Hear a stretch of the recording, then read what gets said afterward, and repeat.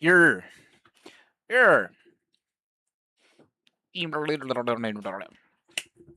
Okay, here we are. We're back at it again. We're back at it absolutely again right now. And we're continuing what we were doing earlier today before I rudely left.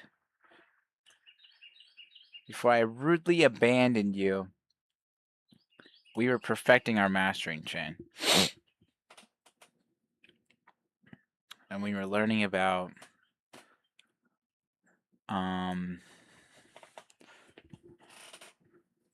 what was I learning about?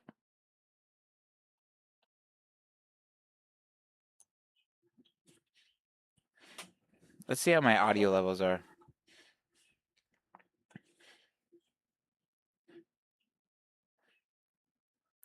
See how my audio levels are.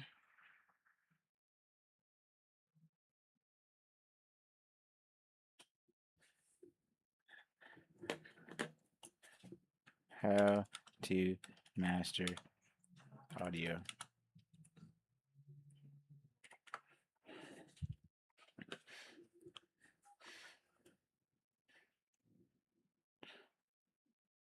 Damn.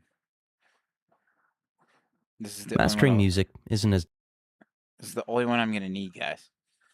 So let's see. difficult as it's made out to be. You don't need to watch 10-hour tutorial compilations or spend countless hours scouring the internet for information. I'm going to show you everything that you need to know to make a great master, and we'll do it in 10 minutes. This is the only music mastering video you'll ever need. Let's start by understanding why mastering exists. So mastering is pretty simple. The job is to balance the frequency response in a way that best represents the song, increase the perceived loudness while preserving dynamics, and establish a balance between differing info in the left and right channels and identical info in the left and right channels. If you could do all that well, that's 90% of making a great master. And you don't really need complex tools. A fully parametric mid-side EQ to control the frequency response and images, a saturator and/or RMS compressor to control dynamics and fill the frequency response, an upward processor to bring up quieter details while retaining peaks, and a versatile limiter is all you really need. The goal is to make each filter, each change, each setting effective. This way we don't have to add more processors than necessary. The more conflicting processing you have, the more you need to use another processor to undo what you did with the last one, and the more processed and unpleasant the sound becomes.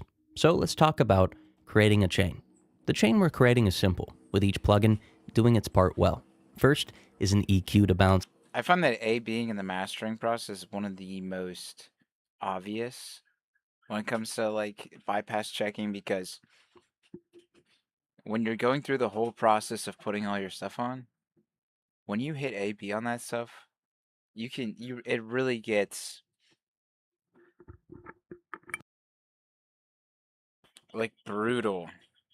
It's like how strict you have to be with the choices that you're making. The frequency response before processing. Next, it'll creep up on we'll control the RMS or average loudness. You'll hit bypass and it'll sound terrible. With this free Kotelnikov compressor, this reduces the need for peak compression later on. Upward processing and saturation comes next. For a cleaner master, just the upward processor will work since it adds some mild saturation. If you want more distortion, then introduce the saturator and then use the upward processor. The inflator is great for bringing up quieter details, but each one of these plugins has a unique character. The knee function of Vintage Warmer 2 is a personal favorite. The MM1 maximizer is also a great option. Now with the dynamics controlled, one of these plugins has a processor. Want more distortion? Then introduce the saturation.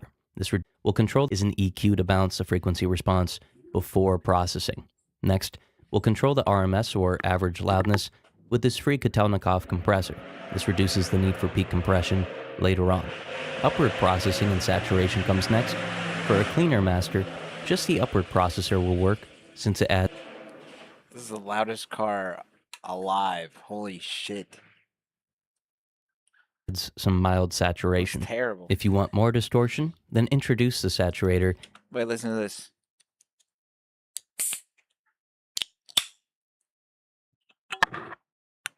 Oh yeah. And then use the upward processor. The inflator is great for bringing up quieter details, but each one of these plugins has a unique character. The knee function of Vintage Warmer 2 is a personal favorite. The MM1 Maximizer is also a great option. Now, with the dynamics controlled and quieter details brought up, we'll control the tonal balance with broad EQ filters. Then, the limiter will introduce the last bit of loudness while controlling peaks in a way that doesn't change the timbre. Now, I'll show each one of these steps in more detail, but for now, let's take a listen to the before and after with each processor enabled one at a time.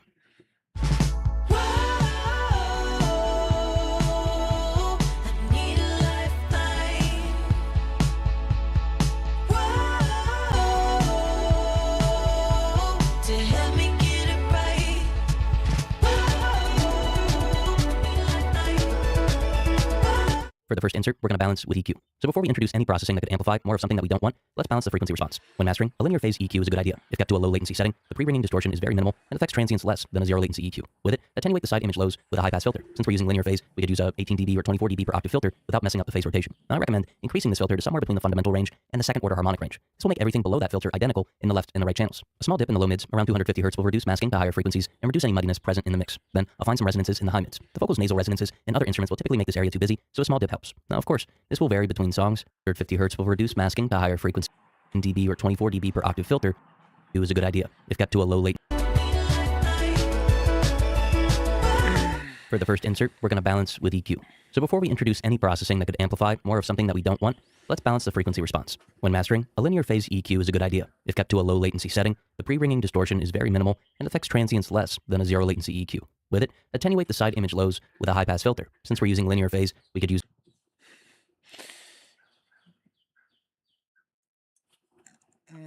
linear phase EQ affects transients less than others. a 18 dB or 24 dB per octave filter without messing up the phase rotation. Now, I recommend increasing this filter to somewhere between the fundamental range and the second order harmonic range. This will make everything below that filter identical in the left and the right channels.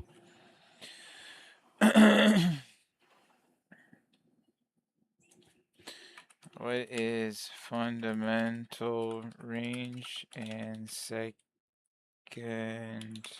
order harmonics audio? In audio, the fundamental frequency is the lowest frequency in a periodic waveform and defines the pitch we hear in a given note. For example, if a note is tuned to A4, the fundamental is about 440 Hz. It is also called the first harmonic. The fundamental carries the most energy in a complex sound and is the primary reference for pitch perception, even if the fundamental is weak or absent. So what would the second order harmonic mean? Okay, wait, it's also called the first harmonic. Oh, okay. The lowest frequency, but the lowest frequency is in 440. This is just in a periodic waveform and defines the pitch we hear for a given note.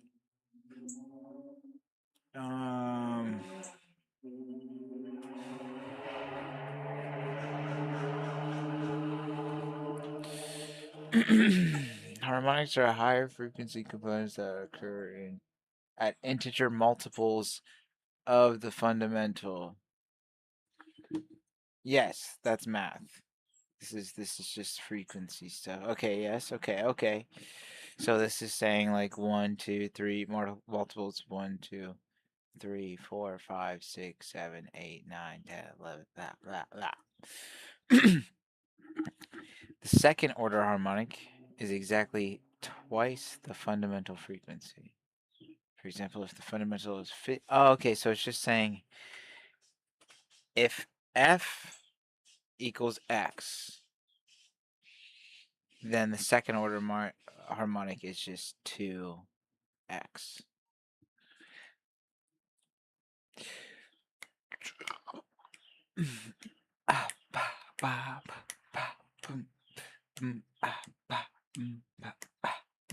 Okay.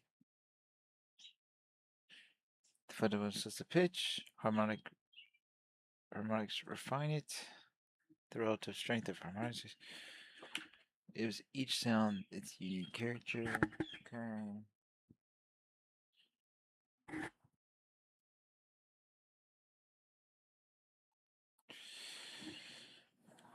Hmm.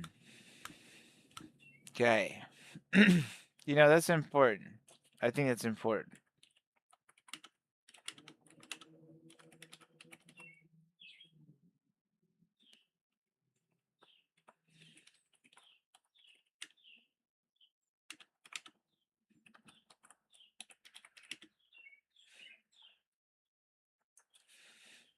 Blah-da-da.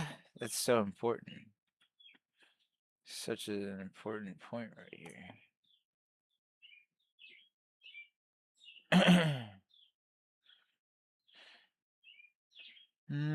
In reproduction systems, harmonics can interact with resonances or cause aliasing if not handled properly. Okay.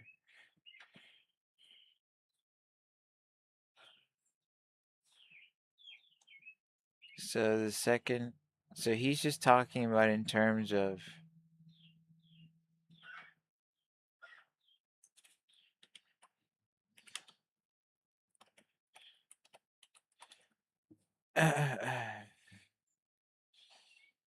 let me see it. Let me see it.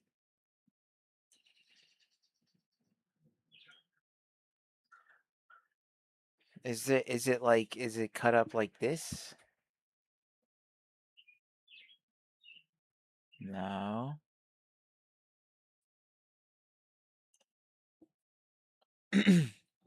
Like, is this supposed to be like, is there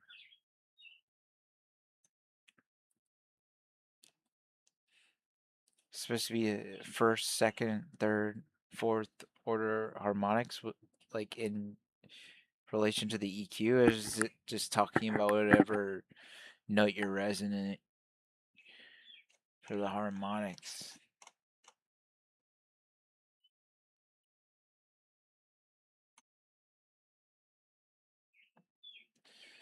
Yeah, da, okay.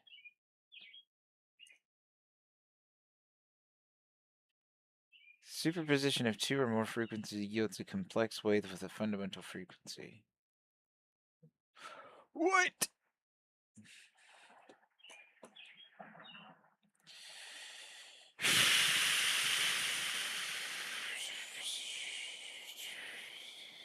Is this?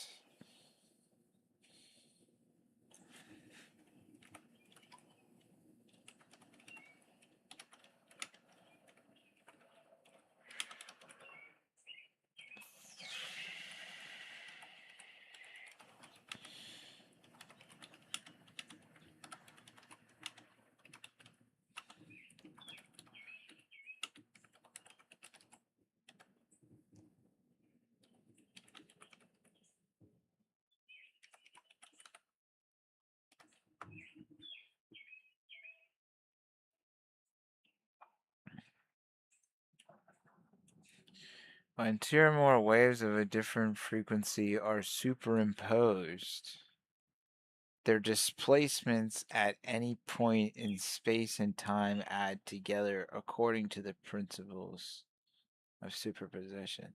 This means the net displacement is simply the sum of the individual wave displacements. If you have two,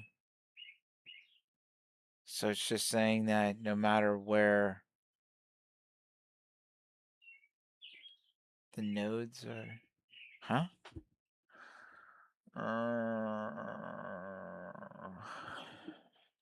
Huh?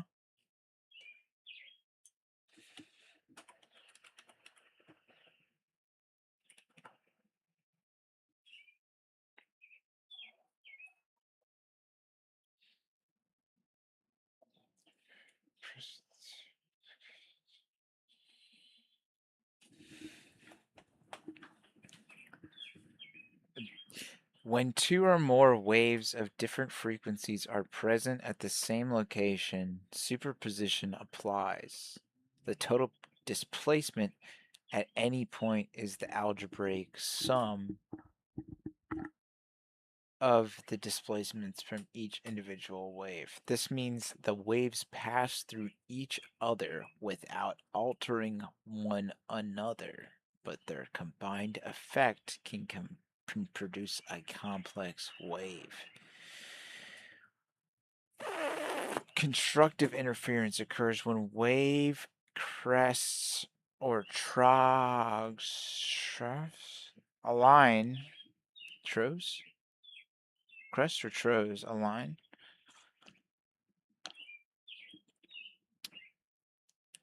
Troughs. Crests or troughs align, increasing the amplitude of the resulting wave. Destructive interference occurs when a crest aligns with a tough trough. How do you say that?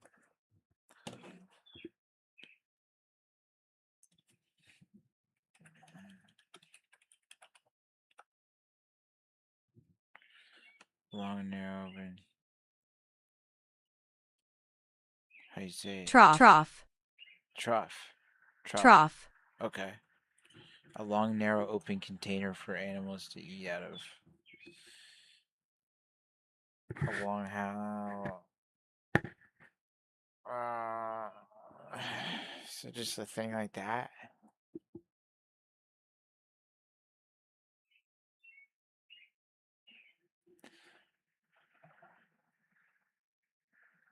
Okay, so this is a crest. This is a trough. I always thought it was pronounced trove. I've never seen it spelled. Speedrunning trove. Trough. Okay. Anyways. Okay, this is okay. Okay. Alright, superposition. Superposition applies. The only displacement at any point. Wait, I gotta make sure everybody can see my screen.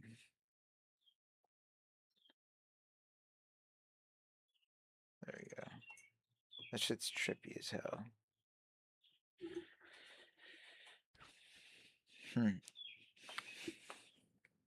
This means the waves pass through each other without altering one another, but their combined effect can produce a complex wave. So basically, it's like when you invite your friend over and like both of you are like you're not really affecting one another, but just the combined aura of your two auras creates a third friend member. Or maybe it's like um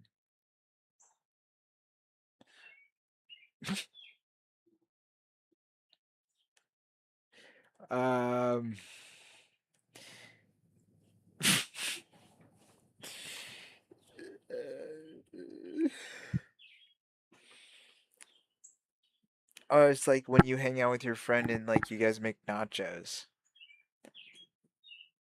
Like you bring the cheese and your friend brings the tortilla chips and then you make nachos.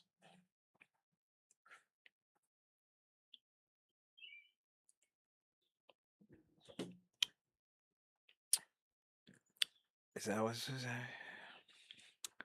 construction interference occurs when wave crests and troughs align, increasing the amplitude of the resulting wave. Okay. But isn't it possible for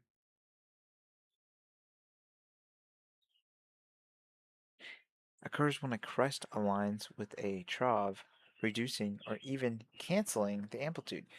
Okay, so this has to do with phase, right? In most real waves are not perfectly in phase, so the superposition produces. Okay. So how do I, for example, if you have where the angular frequencies, the fundamental, the other journeys to a higher harmonic. A musical note played with a slight impurity is a superposition of two close frequencies. The lower of the two is the fundamental, and the higher is a harmonic or overtone. But like, let's say for example, the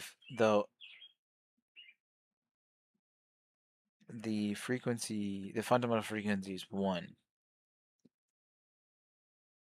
Couldn't you then argue? Well, I guess it's just like from like a mathematical standpoint. But wouldn't there just be an infinite amount of fundamental frequencies? Like you could just always keep going lower.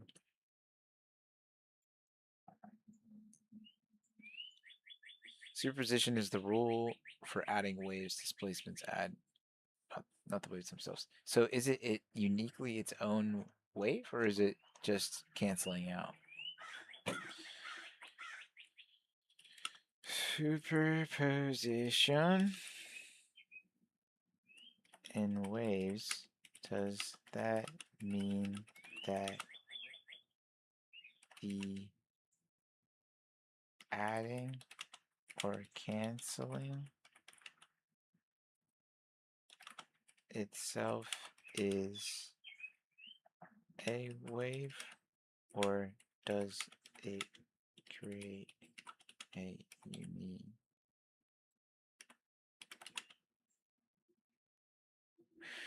or does it create a unique frequency?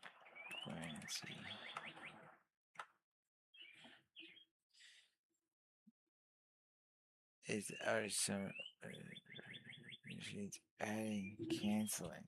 It's not a new wave, the unique frequency. So it's not like your friends making nachos. Instead, it's a spatial and temporal combination of the existing waves.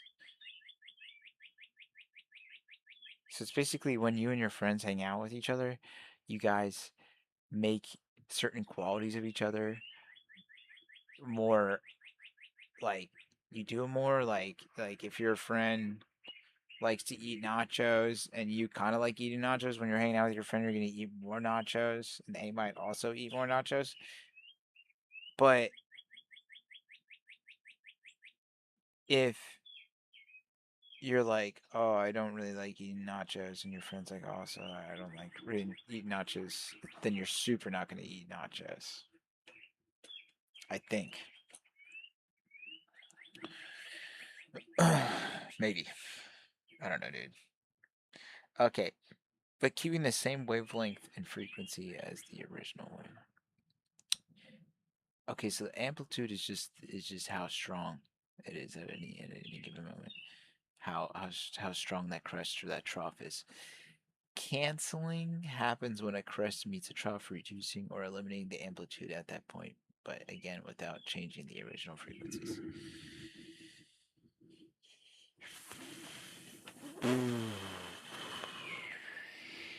So it's not a new wave.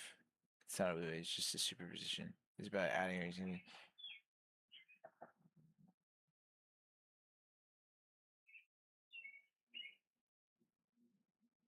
So it just turns into its own.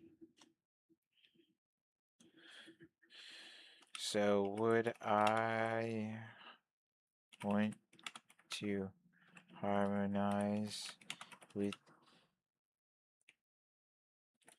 the superposition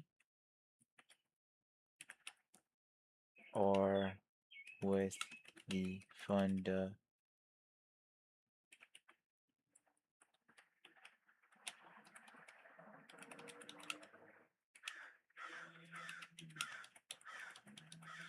individual wave.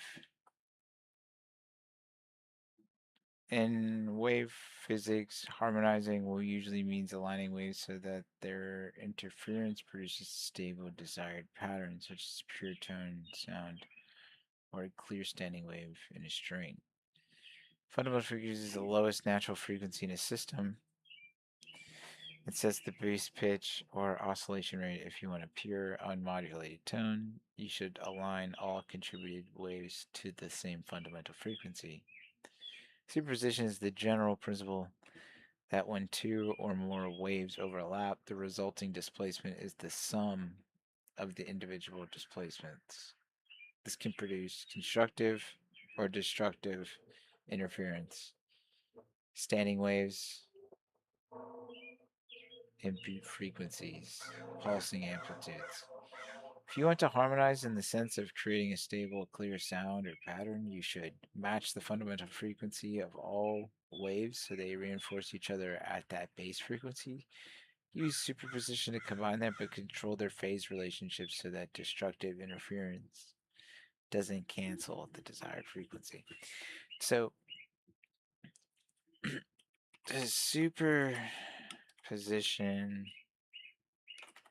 affect pitch or just phase in audio? Does superposition in acoustic means that when two or more sound waves overlap, the resulting displacement at any point is the algebraic sum of the displacements of the individual waves. This applies to all wave properties, amplitude, frequency, and phase. Wow. So it can affect pitch, loudness, and timing. So this is pretty important.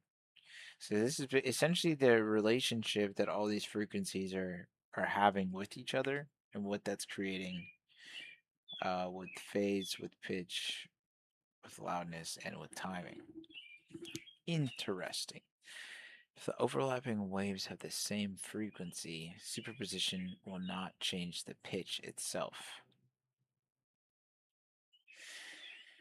The perceived pitch is still determined by that frequency. However, the amplitude of that frequency can change due to the constructive or destructive interference. For example, if two identical tones are in phase, they reinforce each other, making the sound louder, but keeping the same pitch.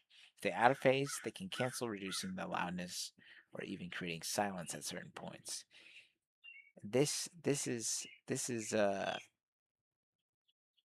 the most important part for what we're doing with this mastering. So we need to figure out phase. That's going to be the biggest thing with all this, with all these plugins and shit, is making sure our master going out has no phase issues at all, which is why I'm trying to hone in on this superposition shit, because I do not understand it. I just, straight up, I don't fully understand it. And I'm trying to. And that's why we're here. That's why we're here. What's chat saying? What's the chat up to? What's the chat doing? What's the chat doing? I'm trying to. And that's why we're here. That's why we're here. What's chat?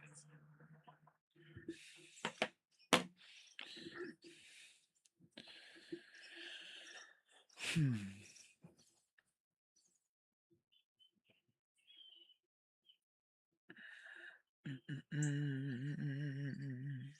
If the overlapping of waves have slightly different frequencies, superposition produces beats, a pulsing variation in loudness at the different frequencies. Interesting. I wonder if that's useful. If the overlapping waves have slightly different frequencies, superposition produces beats. Yes, okay. Phase is a key factor in how position works. The relative phase between waves determines whether interference is constructive or destructive. I understand that. In short, superposition can affect pitch indirectly via beats or nonlinear effects, and it always affects phase. Seems like, but it doesn't really answer if it have the same frequency. Superposition will not change the pitch itself. The perceived pitch is still determined by the frequency. So it doesn't really change the pitch. It just kind of affects loudness and timing through position. Okay, so we get that. We get that. We understand. It's phase. How to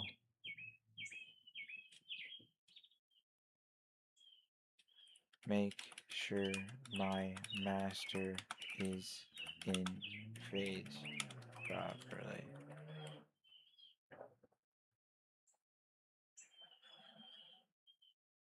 To ensure your master is in phase, you need to check for phase alignment between all tracks, especially those recorded with multiple microphones or inputs. Correct any phase cancellation before finalizing. Understand phase and polarity. Phase refers to the time relationship between two waveforms. If peaks and troughs align perfectly, they are in phase and reinforce each other. Polarity is a 180 shift of the waveform. Flipping polarity inverts peaks and troughs, which can cause total cancellation if two tracks are exactly opposite. We know this, but how exactly do you do this? How exactly?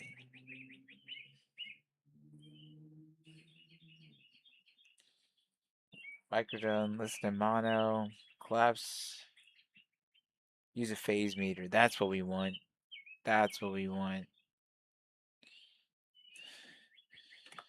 Use a phase meter. So really, ground zero is check phase. Check phase. Specifically with the low frequencies, I'm sure, but let's continue. Tools like Fuser or levels can show phase relationships between tracks. Fuser. What's Fuser?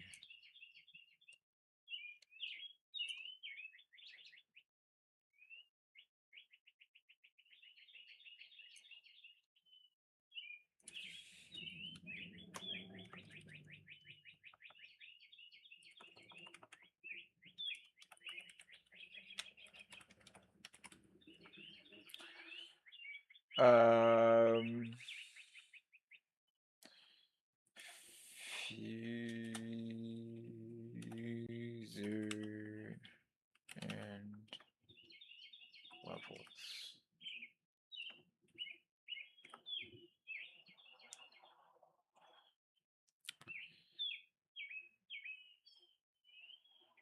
Correcting phases uses the pan, pot, or time alignment tools in your DAW to shift one track so it peaks alignment with the other. Tracks are 180 out of phase, flip one's polarity to match the other. EQ, reduce comb filtering. If phase cancellation is frequency specific, cut the affected frequencies. Avoid overpanning. Wide panning can hide phase issues, keep elements in the center, or use EQ to carve space. Phase problems are easier to fix before final mastering. Test in multiple playback systems. Document polarity settings. I feel like the biggest thing is going to be these plugins like Fuser and Levels. You know what I mean?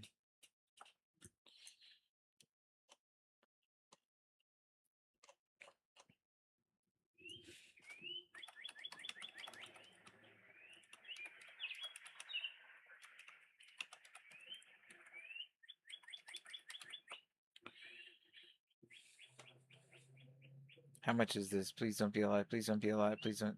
Yeah, $80 freaking dollars. At least it's not a subscription. Levels.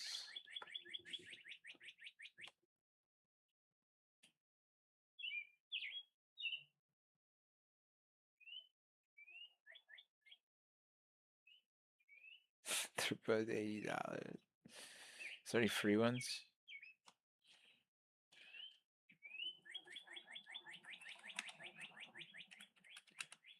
Wow, it already knows.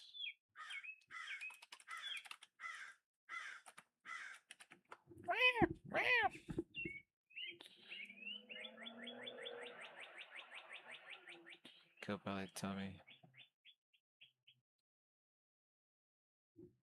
Hey there, kitty cat.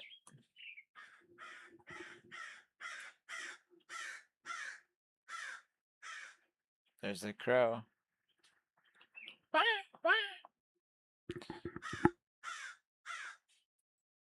Shouts out to the crow.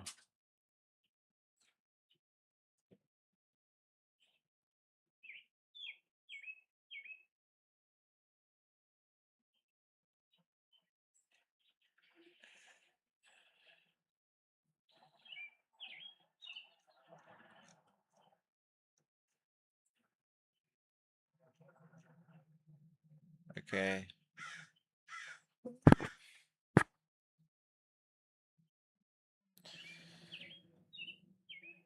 So we got true peak gives you an accurate calculation of the maximum amplitude. I'm gonna copy all this. Sorry, buddy. I'm taking it. Sorry, buddy. Sorry, buddy. Adding it to my knowledge basis.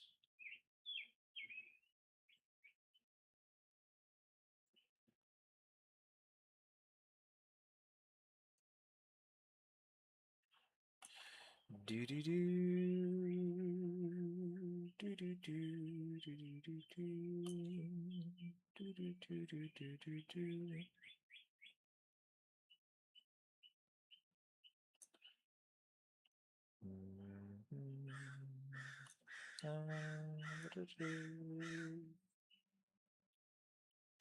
do. Okay. Admittedly, it's easier to read right here. Loudness and level true peak gives you an accurate calculation of the maximum amplitude level of a signal, RMS, root, mean, square. Judges the loudness of a signal based on its voltage. High RMS levels mean a higher perception of overall loudness. Loves loudness unit full scale. Judges the loudness of a signal based on a human's perception of loudness. LUFs is the standard loudness scale in the industry because it gives you the most accurate representation of the listener's true perceived loudness. Goniometer stereo width shows you how your sound is distributed across the stereo field. Frequency spectrum analyzers show you the relationship between frequencies between 20 hertz and 20k, which is the range or spectrum of frequencies that are audible to human beings. Yep, these are commonly seen in several. Alright, so we need spectrum analyzers, which is basically our EQ.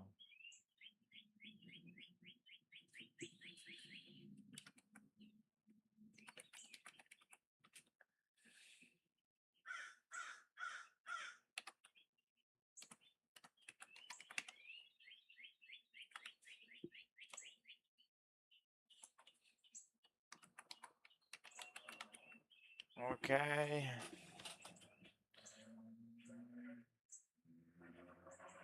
This is a type. Multimeter is a type of meter. It gives you all the above in one interface. Very good because multimeter is God tool. So phase check. Let's do multimeter.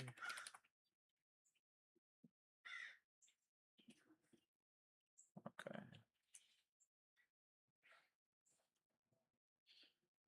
This is the type of meter gives you all the above in one interface. They're good because of their comfortability and practicality.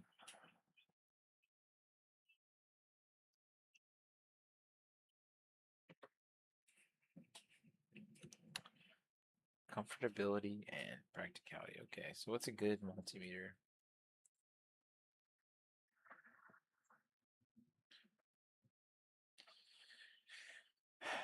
That paid plugins will not make you instantly better at mixing your messaging. It's advised to learn your DAW fully.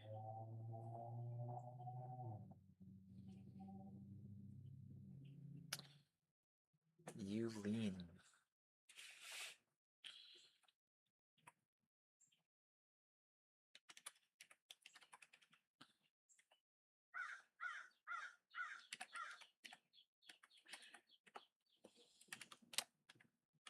Do do do. How much you bet? Want to bet? A lot of these are gonna be mentioned when we start watching the YouTube videos.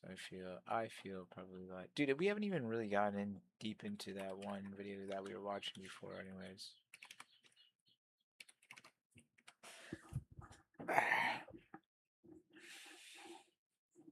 Here's a good kitty cat. That's a good kitty right there. No, leave me alone.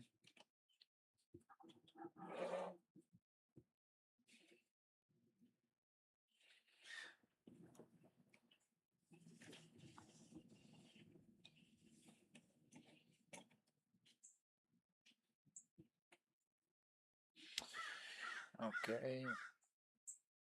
Yep. Good kitty. Okay.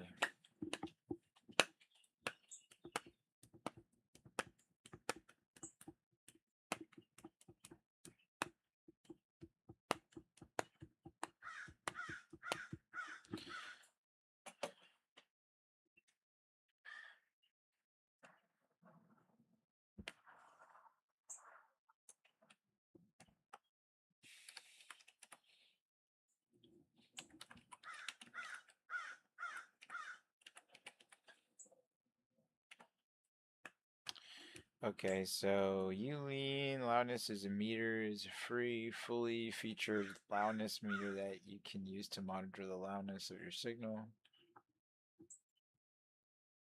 Okay, nice. I've seen this one before. M analyzer. M analyzer is a spectrum analyzer with a spectrogram that you can use to refer during your EQ to detect issues on your balance.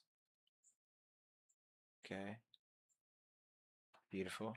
M analyzer is a spectrum analyzer with the spectrum that you can use to refer during your EQ to detect issues on your balance. Here's where the mixing with yours. Okay, you good?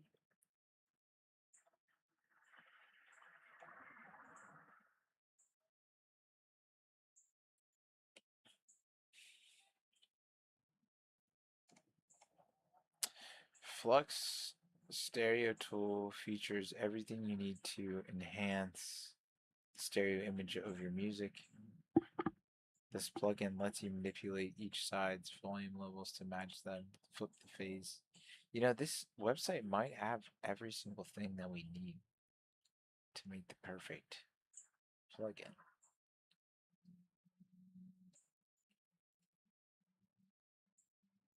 This plugin lets you manipulate each side's volume levels to match them, flip the polar phase, and control the left and right bands separately and globally.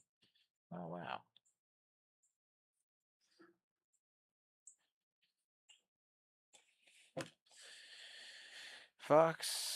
Foxengo Span lets you set up the analysis display in terms of smoothing the spectrum shape, average time, and frequency range.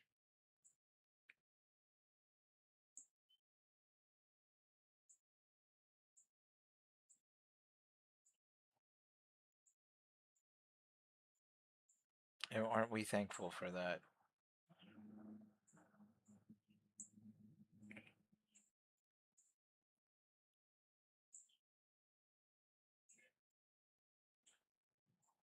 Okay.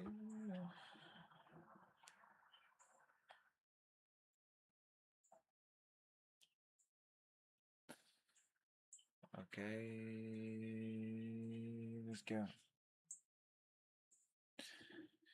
Let's you set up the analysis display in terms of smoothing the spectrum shape, average time, and frequency range. Interesting.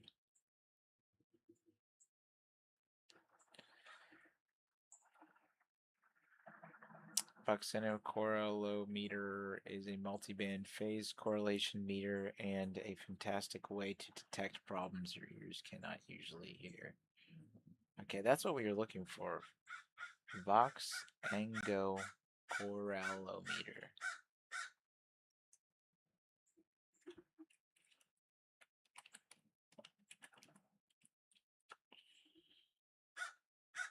Oh, wow, and it's free. Wow. Wow, let's go. It's beautiful.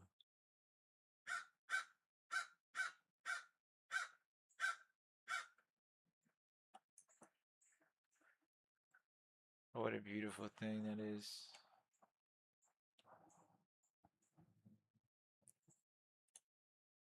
Okay, let's go.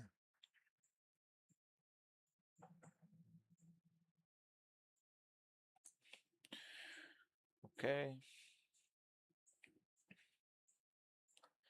M1S analyzer is super helpful when mastering for streaming services because it can automatically match your signal to the prefixed target volume, which always stands out among other preloaders. That's crazy. Yeah, that's fire. Uh, yeah,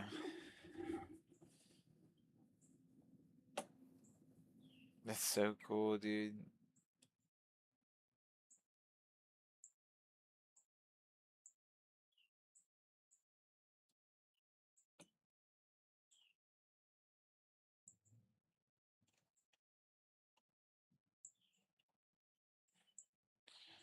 Wow. Shouts out to these companies that do this stuff for free because love y'all.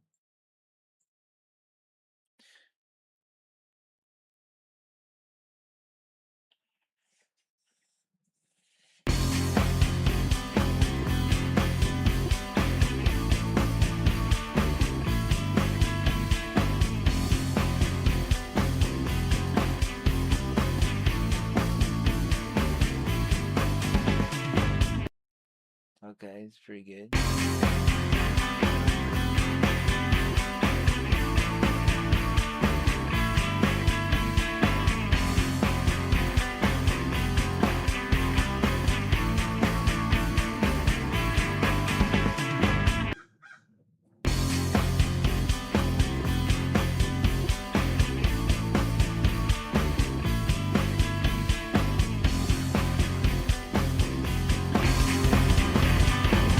Oh yeah, what do they sound like at the same time? Hold on.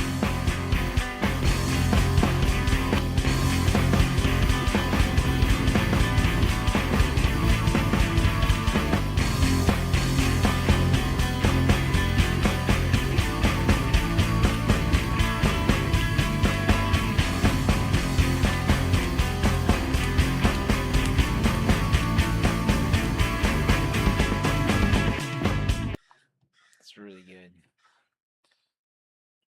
Voxogen correlated each bus, including my master bus and balance levels using. I also use the stereo tool to correct the phase of my overheads. I'm not gonna lie, this one sounds better. So that's that's the unfortunate reality as to a lot of what we're seeing here.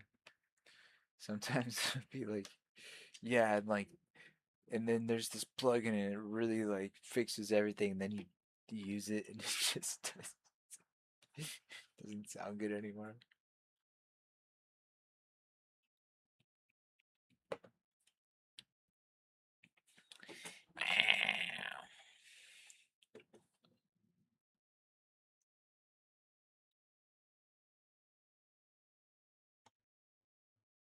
So, okay.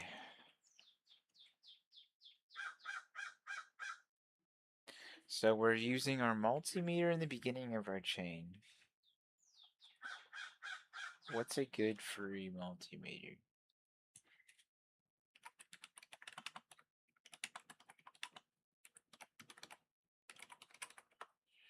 And then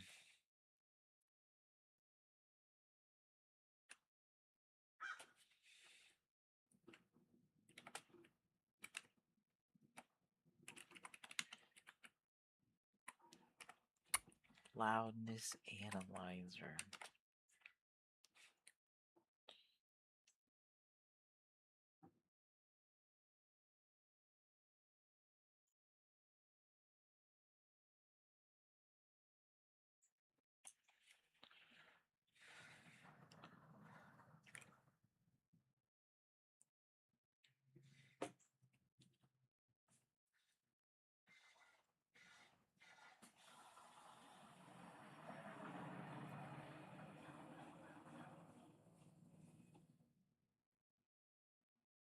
If you're looking for a good free multimeter, the best choice is to get a low cost. Bro, this is why AI is frustrating, dude, because it's like it defeats the whole point of free, right?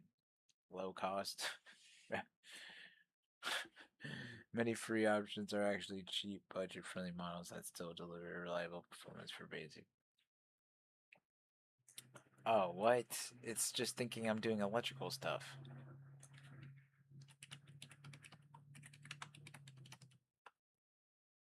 Yeah, that's probably why it doesn't mean.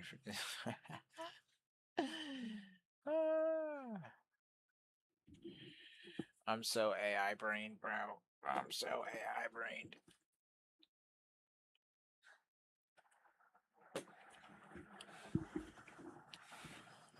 If you're mastering audio and you want a free multimeter, a plugin that shows multiple meter types at once, there are several excellent free options that give you RMS, peak, and let's remember what RMS is. It's root mean square.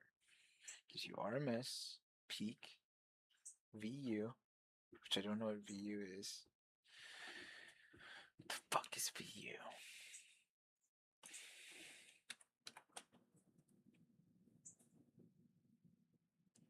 We know what true peak is. What the fuck is PPM, bro? What is VU and PPM in audio?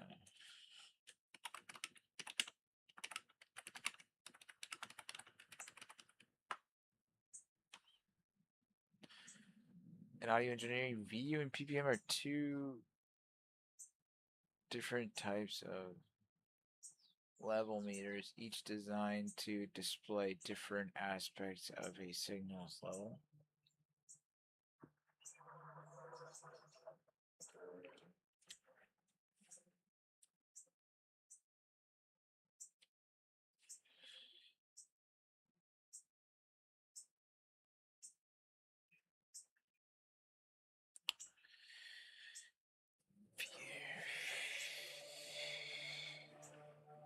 Okay, VU, volume unit per meter,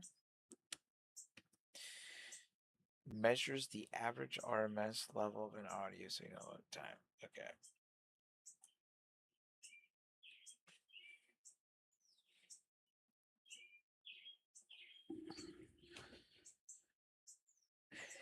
Peak program meter measures the peak amplitude of an audio signal.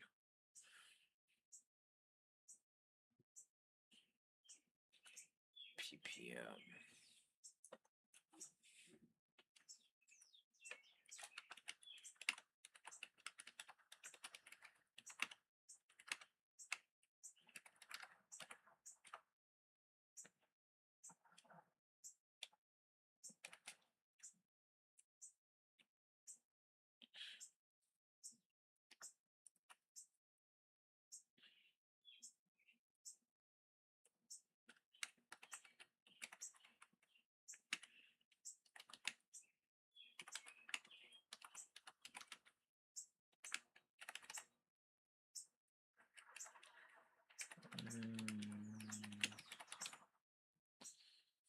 Oh my gosh, dude.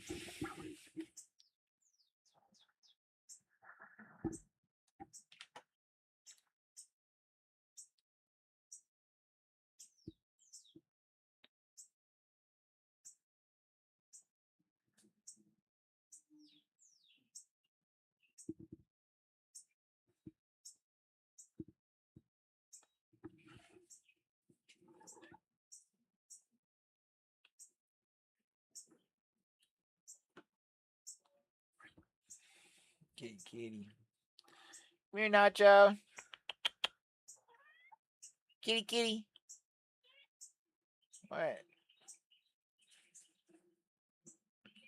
Yeah, come here, Nacho. Nice.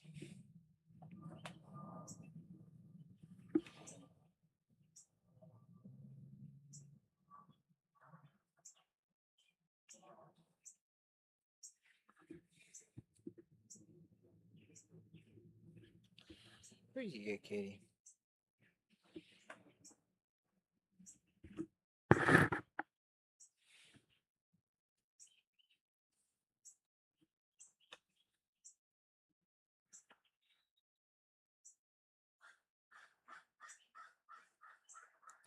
Measures the peak amplitude of an audio signal. However, it responds much faster, about 10 milliseconds to short duration peak, making it more accurate for detecting clipping. Okay. Not directly tied to perceived loudness, instead it shows the highest instantaneous level.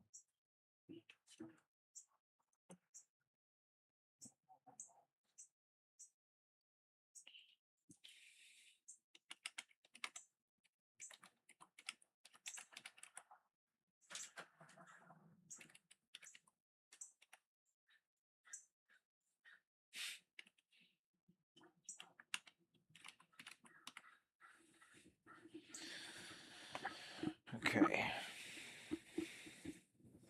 Uh,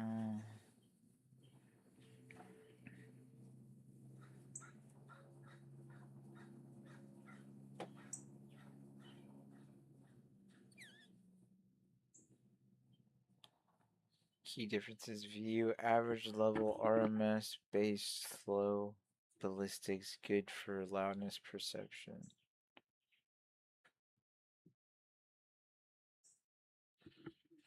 One sec.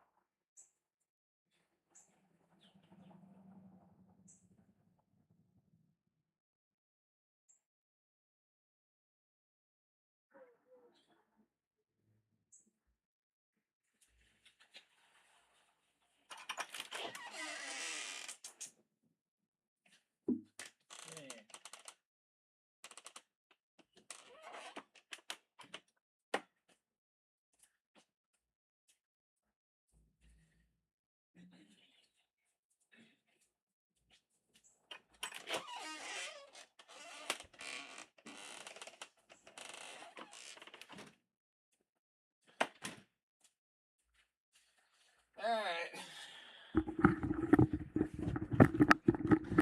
I got both my cats inside, alright. Now back to this. Okay. We need to. Can I tell you who I want?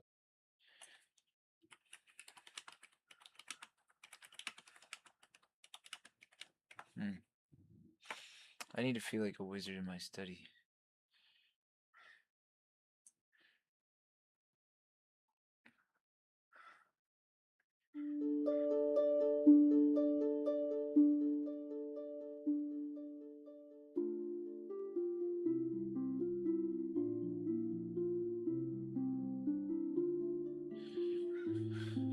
Okay.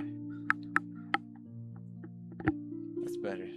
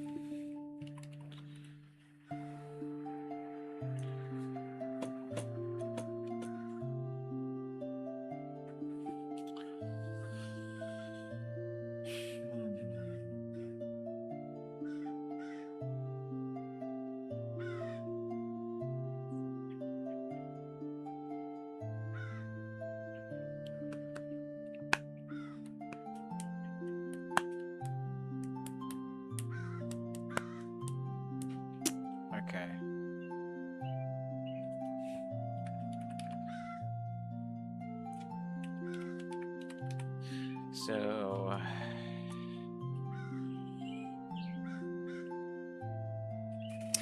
okay, so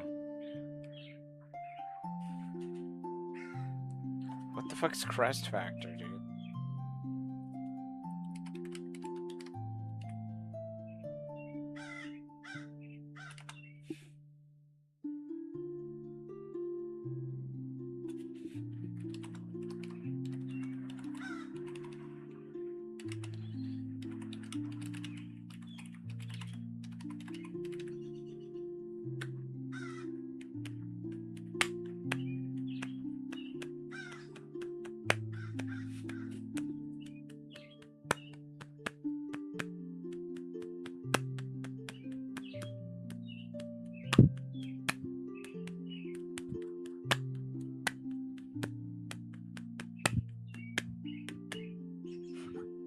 Okay. I don't even know if this music's helping me focus. I think I just might be vibing to it. Okay. When aligning VU and PPM, don't just match a steady state tone, account for their different ballistics and crest factors. What the fuck is ballistics?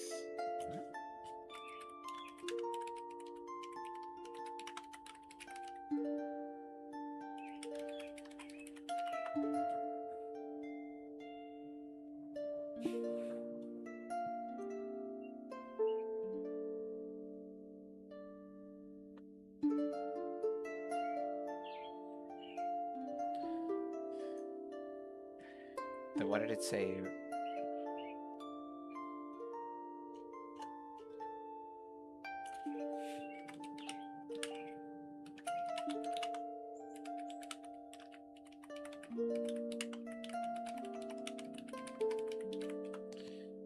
Dude, why did it say ballistics? Why is audio?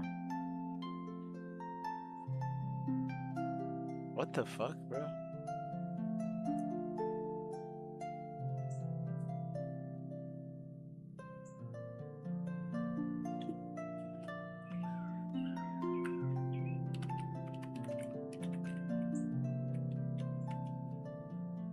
How quickly a compressor limiter responds.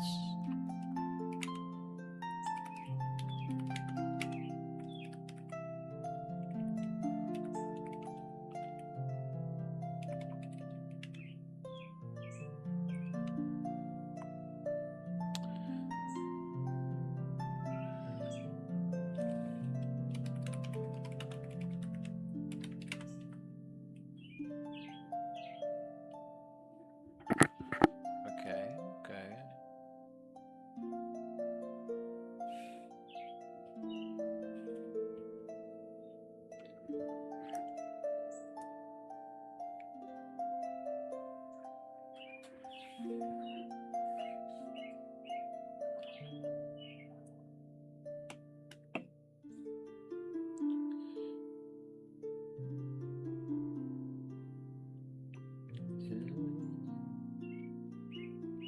Oops.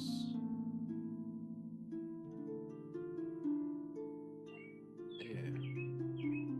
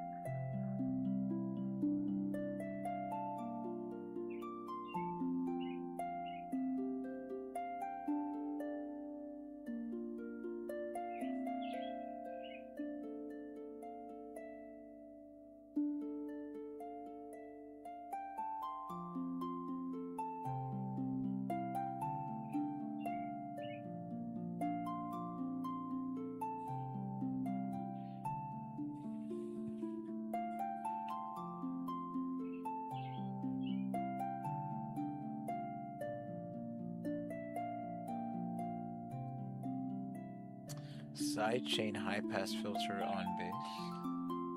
Look ahead RMS. Oh yeah, we have look ahead too.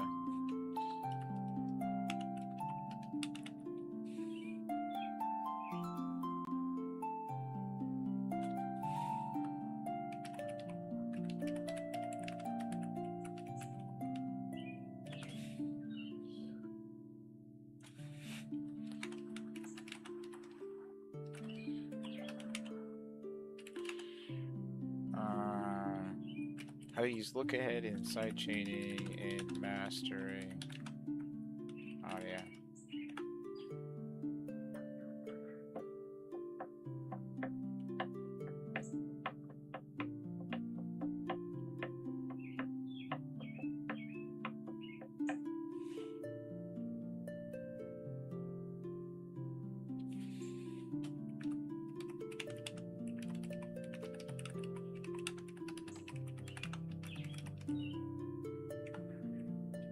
I can't.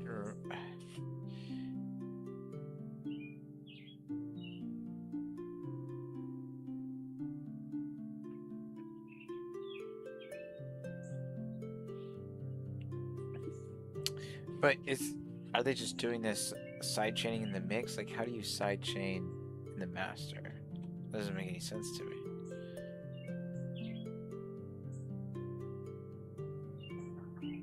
Sidechain high pass filter on bass. High pass filter at 120 Hz. Stop slow frequency triggering. Keeping kick punch.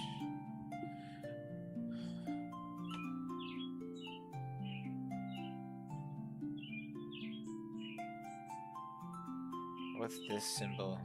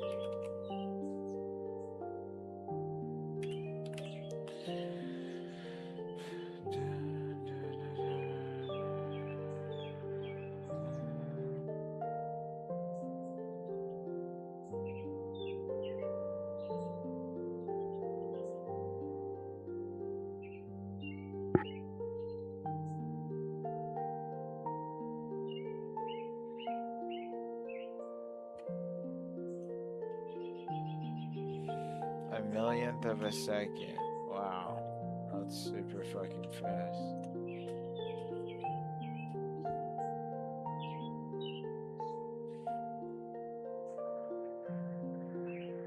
How do you say that?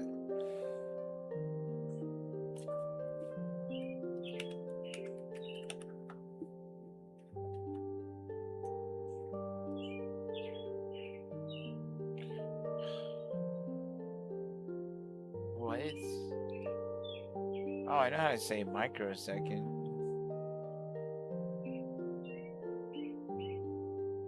It's just pronounced as micro.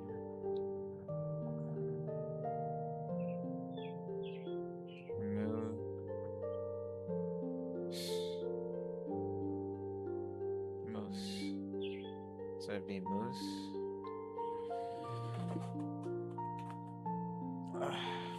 Whatever, dude.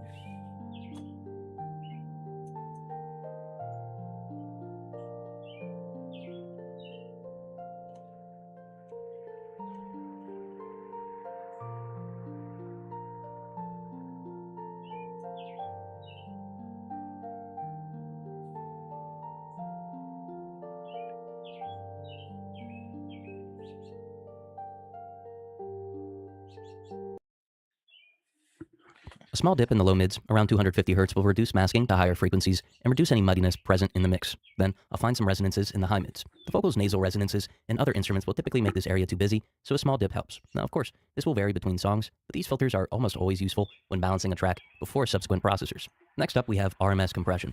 So when compressing a master, the goal is to not be able to hear it. I want to achieve about a dB to 2 dB of attenuation and a mix of peak and RMS detection. This Kotelnikov compressor is free and it lets you blend peak and RMS compression. I'm going to set it to almost complete RMS compression, but then control a small amount of the peaks as well. With these settings, you shouldn't be able to hear compression whatsoever other than it's lower in volume. By controlling the peaks and the RMS so subtly, the limiter that we use at the end of the chain won't have to attenuate more than a few dB. This is going to keep the limiter from sounding too noticeable, so it's really more of a practical insert that we're using at this point. Let's take a quick listen to the EQ and RMS compressor being introduced. Notice that the first EQ helps balance the response, and that the compressor doesn't make much of an audible change.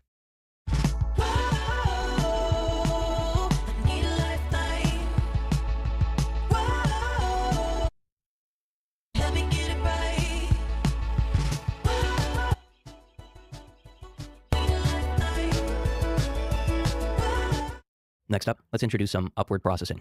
So introducing upward processing is kind of a game changer. It's often skipped, but when combined with saturation and limiting, it helps bring up detail and create a loud sound without the need for heavy limiting. Now, saturation reshapes the peaks. Limiting ideally retains the peak shape entirely and uses clean gain to attenuate them when it's needed. Upward processing reshapes the wave from the quietest points up, which typically retains the timbre and the impact of transients, while again increasing loudness. Now, each upward processor shapes a little differently, which means they introduce unique harmonics. So let's listen to the Oxford Inflator and then the Vintage Warmer 2 using the knee function, and we'll see which one complements the track better.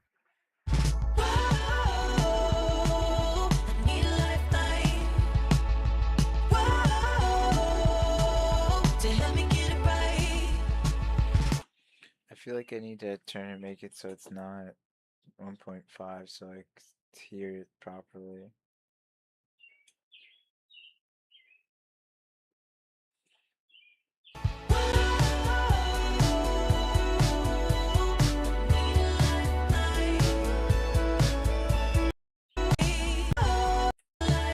Knee function, like upward for the response, and that the compressor doesn't make much of an audible change.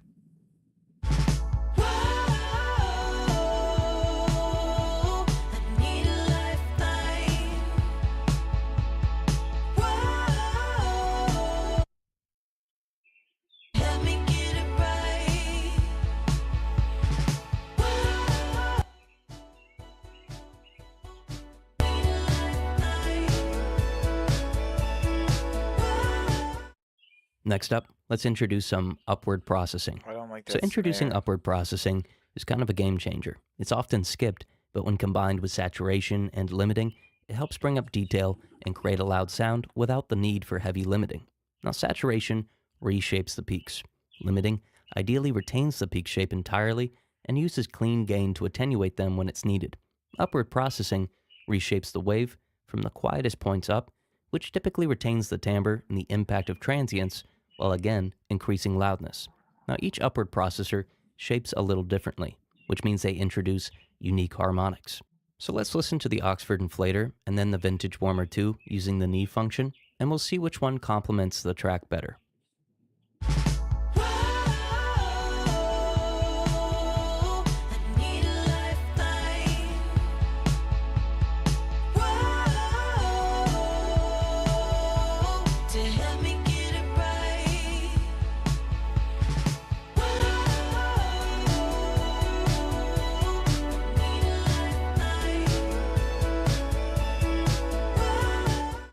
Real quick, Sage Audio is an audio mastering service. We've been mastering with an all-analog signal path for 20 years now and offer mastering for $49 per track. There's more info at the end of the video if you're interested.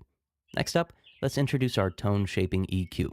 So this is the fun part of mastering in my opinion. This is when the dynamics are balanced, details are up, and now we can add everything that we want more of. Again, I'll set the EQ to a low latency linear phase setting. Also, I'll use another side image high-pass filter. You might notice that the processing we used introduced info back into the side image of the lows, so it helps to clean that up at this point. Now, as I said before, it varies from song to song, but a dip in the low mids helps if needed, then a boost in the lows and the high mids helps a lot. In the mid-range, a side image bell makes the stereo image more impressive without creating an unbalanced frequency response. The air frequencies could be boosted on the side image alone if you want to expand them, in the mid if you want to focus them, or identically to the mid and side. What you choose is definitely up to you, but I find that this is a great starting point more often than not. Last up, it's time to limit the signal. Now, whichever limiter that you use or you have is fine, but I love this Elephant limiter by Voxingo. It lets me control just about every parameter from the attack to release shape, the time, if the signal is expanded into the limiter, if the channels are linked, and so on. Regardless of the limiter, I'd recommend a release time above 100 milliseconds, channel linking around 60 to 80%, and only 3 dB of attenuation at most. If you have to attenuate more than that to get the LUFS that you want, then it's best to use your other processors to make the signal louder and more controlled before limiting it. For example, some additional upward processing combined with a little more peak attenuation will help you achieve a louder, more controlled sound.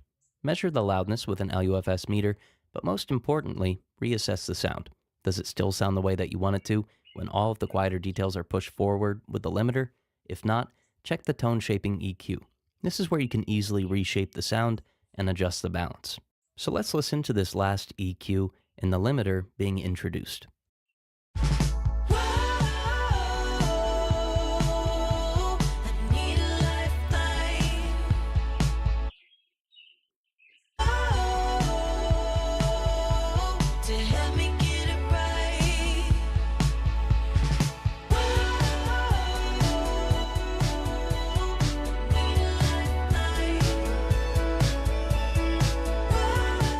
Get professional analog mastering that accurately translates what you hear in your head.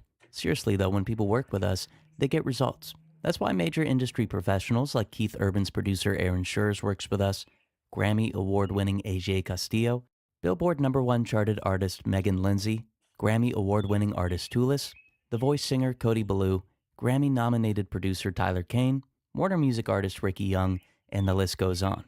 Why waste your time creating masters?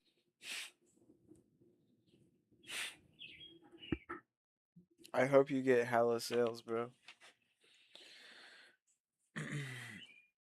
I hope you get hella sales, dude. Shouts out to Sage Audio, the goat.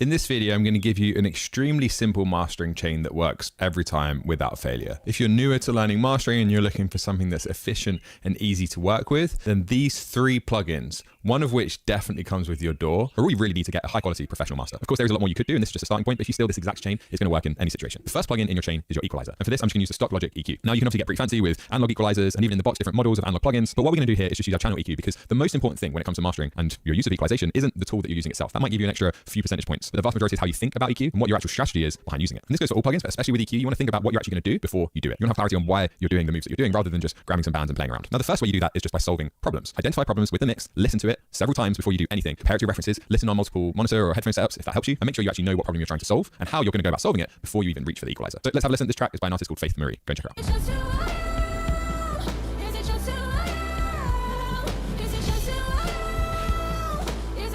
So based on your listening environment, are there any problems you can identify straight away? Try and think of just one big problem. Don't overcomplicate it. If you could only do one thing, fix one problem in this master, what would it be? Okay, so I've pulled in a few references here across similar genres, nothing that's too radically different, but it doesn't matter too much. We don't want to get too close. Our goal here isn't the copy, so sometimes it's nice to actually have a range of genres and comparable tracks. I've got 4 tracks here. We're going to cycle through each of them, flick back and forth between our master and the references, and we're going to keep an eye on this graph down here, because what this is going to tell us is how our frequency balance looks compared to the references. So if it goes positive values, that means we've got more. For example, if you see more low end up here, it means we've got more low end compared to references. If you see more high end, it means we've got more compared to references, etc. I'm also going to pull up our powers analyzer so we can see the whole frequency spectrum just across the board as well without any kind of reference point. So let's start.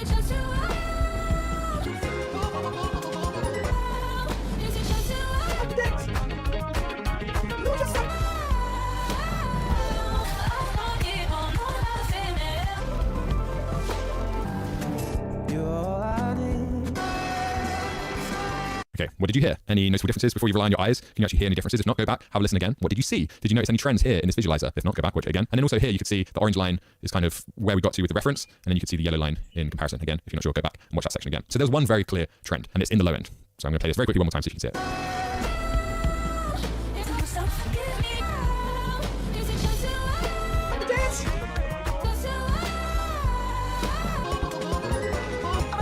We're just a little bit heavy on the low end. To give some context on this, I mixed this in Utah in a studio called June Studios, and it's a really nice sounding room. They had really big mains, and I was pushing that low end when I was mixing this because it sounded great in the room. Got home, listened to it on my setup, and it was immediately obvious that I had maybe got a little bit overexcited when it came to the low end. So we have a problem.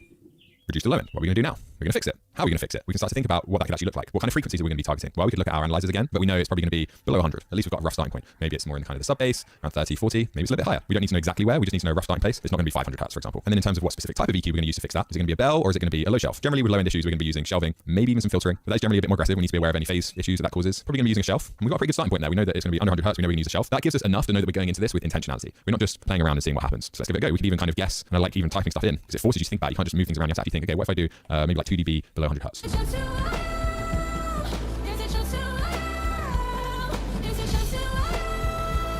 It's helping, but we could maybe even do a little bit more still. So some of these references you might have noticed is a little bit more similar. So for example, this Selena Gomez track.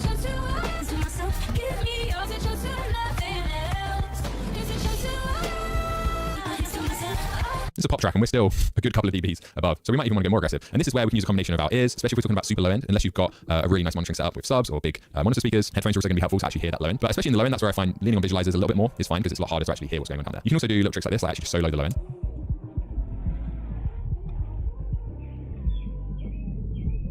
And just by seeing this graph, I think, and listening to it as well with that soloed, I think we can probably go a bit lower. I don't think we've got a ton of issues around like 80 to 100. I think it's in that kind of 60 and below. So let's try a little bit more aggressive, but also a little bit lower frequencies.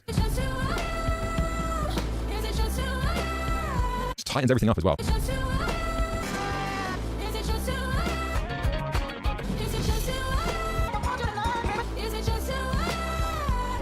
So this is now saying we're a little bit lower than the Daft Punk track, which is also pretty heavy in the low end. Compared to the others, we're a little bit higher. But again, we're not trying to copy here. We just want to make sure we're in the right ballpark. And in fact, even without that cut, it would be totally fine. Even in the context of mastering, which is probably the most objective phase of the music production process, it's still pretty subjective. And the realm of what's acceptable or not is pretty wide. If you prefer bass heavy music, you might mix and master a little bit more bass heavy. There are trade-offs with that. If there's more low end, we're not going to be able to push it as loud. But in terms of the actual frequency balance, depends what you like. In this case, I prefer it with that cut. It actually feels like it's tightening up the low end as well. And I don't necessarily want this to be super heavy in the low end. We have got this really nice big drum sound.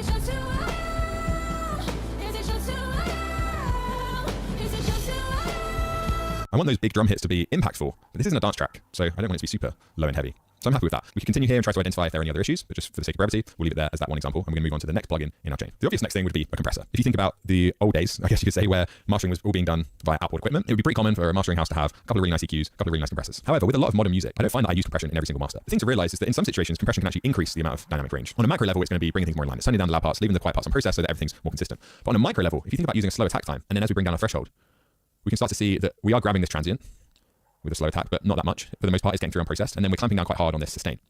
If we then apply a little bit of makeup gain to this, our transient's basically unprocessed, but the waveform, the sustain, is squashed. So we've actually increased the range between our loudest and our quietest part. And we've effectively increased the crest factor. We've increased the difference between the peak and the RMS levels. So all of that to say... Wow, that's so interesting. That's so interesting. What? The amount of dynamic range. On a macro level, it's going to be bringing things more in line. It's turning down the loud parts, leaving the quiet parts unprocessed so that everything's more consistent. But on a micro level, if you think about using a slow attack time, and then as we bring down our threshold, we can start to see that we are grabbing this transient with a slow attack, but not that much. For the most part, it's getting through unprocessed, and then we're clamping down quite hard on this sustain. If we then apply a little bit of makeup gain to this, our transient's basically unprocessed, but the waveform, the sustain, is squashed. So we've actually increased the range between...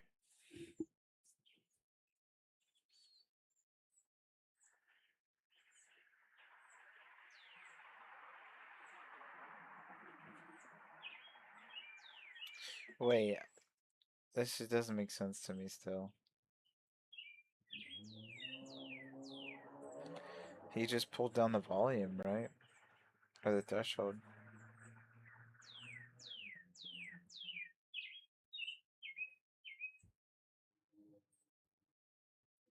Oh, it's just saying like with the attack. What? our loudest and our quietest part. And we've effectively increased the crest factor. We've increased the difference between the peak and the RMS levels. So all of that to say, compression is great. You're going to use it in a lot of masters. But I wouldn't say it's a necessity, especially with a lot of modern genres, pop, hip hop, EDM. You might not use it at all. If you're mastering a rock track or something that you want to have that kind of old school analog sound, you're going to be using compression. But what I'm actually going to do here, instead of using a compressor in our second slot, is use a clipper. Because clippers can actually be very transparent. And we think of clipping often as being this quite aggressive process. We're literally distorting the waveform. You think that would be quite noticeable. But it tends to be such fast instances where we are cutting things off that it's not really noticeable. So what I'm going to do here in Open Compressor is set our threshold and ratio so that we're not getting any compression. I've turned off our limiter. So now all we're doing is clipping. And clipping effectively just chops off the top of the waveform. So as I pull this down here, you're going to see this kind of emulation of the oscilloscope. You're going to see that get squared off. That's pretty noticeable because it is effectively just distortion. But unlike saturation, where we increase gain, with a clipper, we're effectively saying, hey, as soon as it hits the threshold, the level that we set here, say minus 2 dB, I want you to distort everything above that so that it actually gets stuck there. And you can see here in our waveform, wherever you set the threshold, that's it. It's not going any higher than that. So if we just set this so that we're only catching a tiny bit of those loudest peaks, in open compressor we have a detect mode that's going to do that for us. So what I'm going to do here in open compressor now is just bring this threshold down until we're starting to see 1 or 2 dB of clipping just on the loudest notes. Cool thing here is I can kind of bring that threshold line down to where I can actually see it, so that visually I can see I'm only grabbing the loudest peak.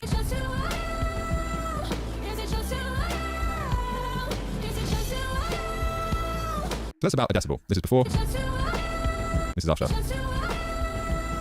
We've shaved off a decibel, so we can probably add a dB of makeup gain. Now, the cool thing we can do here is actually use the delta silo function to hear what's being processed. And this is where you're going to hear that it's single samples. It's such a quick moment that it's really not noticeable.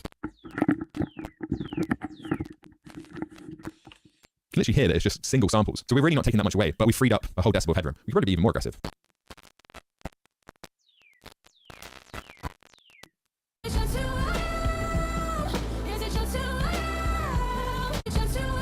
Not at all noticeable. And now we can add probably 1.5 dB of makeup gain. So this is without, this is with.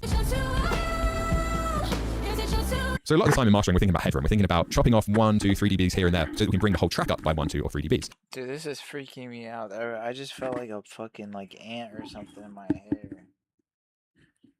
What the fuck? You could be even more aggressive than this. I tend to just shave off a dB or 2 with my clipper, and then that means the limiter is going to work a lot less aggressively because the clipper's already doing some of that work for us. Really not notice the solo function. I was too busy focused on the ant in my hair. That's about a decibel. See it. So dB of clipping just on the loudest notes. Cool thing here is I can kind of bring that threshold line down to where I can actually see it, so that visually I can see I'm only grabbing the loudest peak. So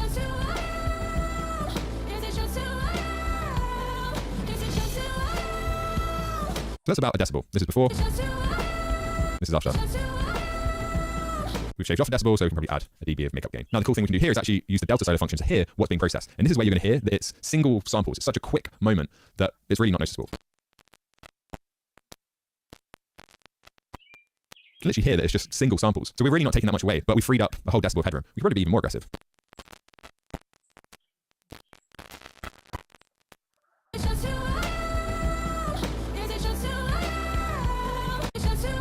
Not at all noticeable. And now we Wait, what? Hold on, let me go back because that I feel like this is important. where we are cutting things off that is not really noticeable. So what I'm going to do here in open compressor is set our threshold and ratio so that we're not getting any compression. I've turned off our limiter. So now all we're doing is clipping. And clipping effectively just transparent sound. You have modern genres, pop, hip hop, EDM, you might not use it at all. If you're mastering a rock track or something that you want to have that kind of old school analog sound, you're going to be using compression. But what I'm actually going to do here, instead of using a compressor in our second slot, is use a clipper. Because clippers can actually be very transparent. And we think of clipping often as being this quite aggressive process. We're literally distorting the waveform. You think that would be quite noticeable. But it tends to be such fast instances where we are cutting things off that it's not really noticeable. So what I'm going to do here in open compressor is set our threshold and ratio so that we're not getting any compression. I've turned off our limiter. So now all we're doing is clipping. And clipping effectively just chops off the top of the waveform. So as I pull this down here, you're going to see this kind of emulation of the oscilloscope. You're going to see that get squared off. That's pretty noticeable because it is effectively just distortion. But unlike saturation, where we increase gain, with a clipper, we're effectively saying, hey, as soon as it hits the threshold, the level that we set here, say minus 2 dB, I want you to distort everything above that so that it actually gets stuck there. And you can see here in our waveform, wherever you set the threshold, that's it. It's not going any higher than that. So if we just set this so that we're only catching a tiny bit of those loudest peaks, in open compressor we have a detect mode that's going to do that for us. So what I'm going to do here in open compressor now is just bring this threshold down until we're starting to see 1 or 2 dB of clipping just on the loudest notes. Cool thing here is I can kind of bring that threshold line down to where I can actually see it, so that visually I can see I'm only grabbing the loudest peak. So bro is essentially soft clipping right now. Because this isn't real clipping, this is made up clipping. It's like digital. Well, it's all digital, but this is like manufactured. It's not real. And then he's doing that so that he has more headroom. Wow, interesting. That's about a decibel. This is before.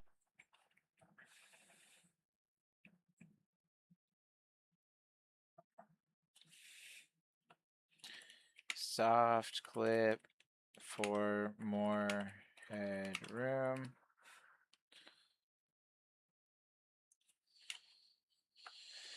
Manually soft clip 2, 3 more headroom.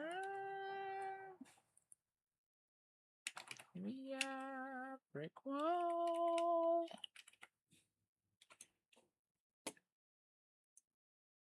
Four. This is after. We've shaved off a decibel, so we can probably add a dB of makeup gain. Now, the cool thing we can do here is actually use the delta slider function to hear what's being processed. And this is where you're going to hear that it's single samples. It's such a quick moment that it's really not noticeable. You can literally hear that it's just single samples. So we're really not taking that much away, but we freed up a whole decibel of headroom. We could probably be even more aggressive.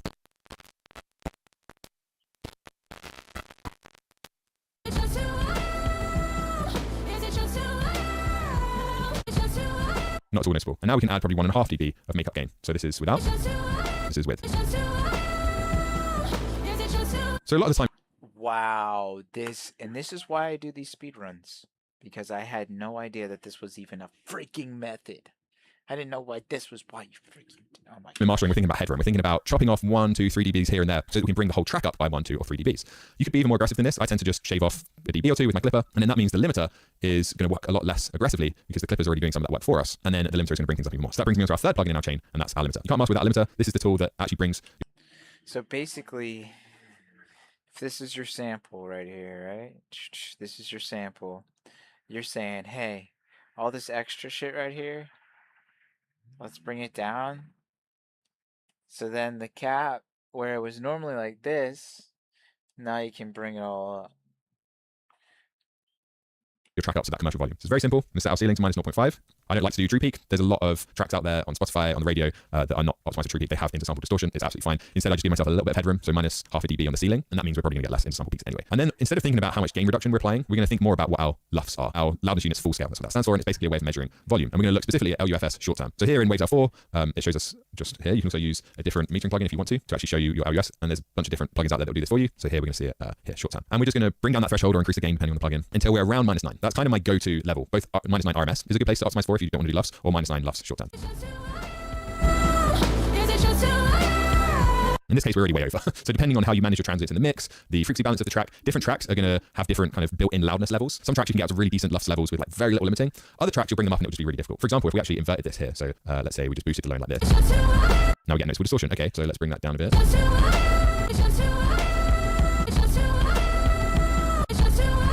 It's a lot harder to push that without it being obviously distorted. When we get rid of some of that low end,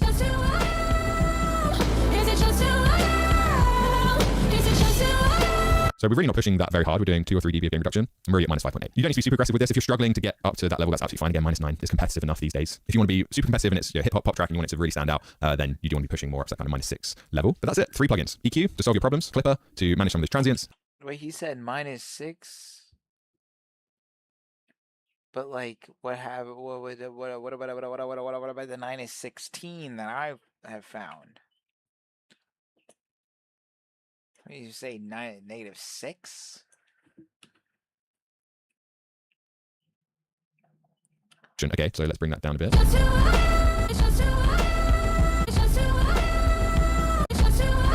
a lot harder to push that without it being obviously distorted. When we get rid of some of that low end,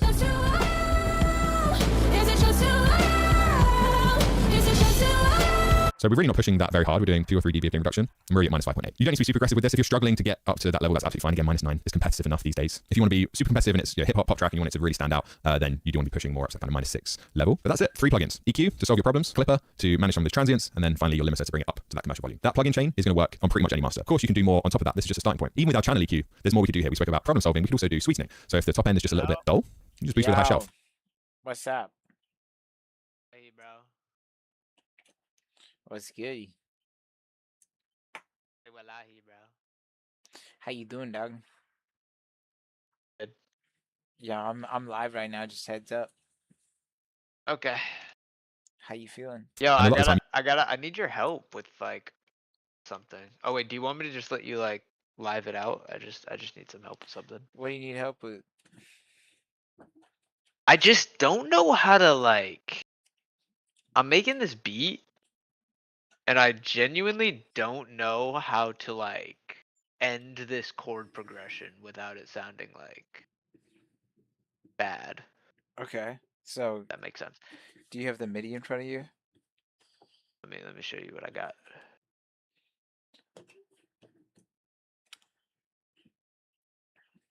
Okay. Can you see this? Yeah. How do I like So scroll out?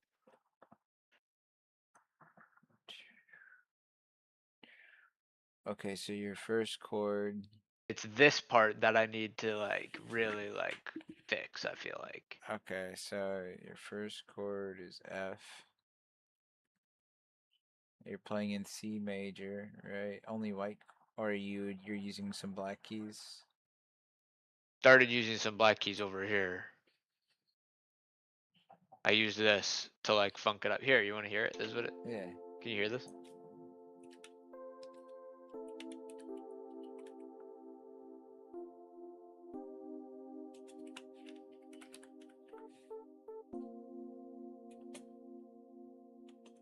This needs to be more like satisfying, and I don't. I can hear it in my head, but I don't know what notes to put there.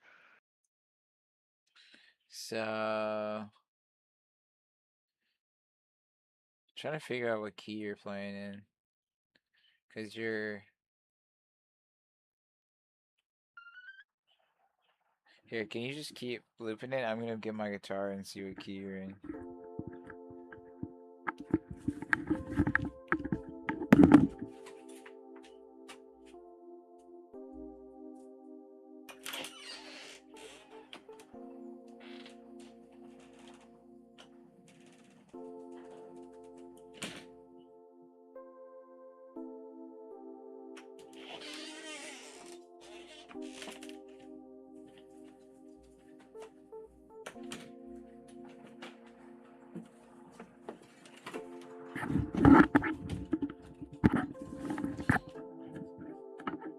Okay, here we go.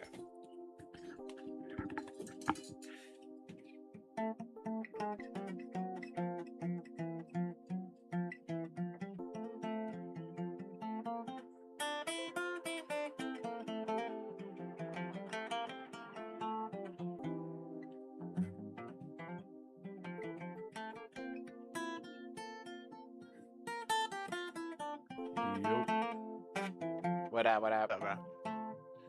just tapping in and see what we're doing, bro.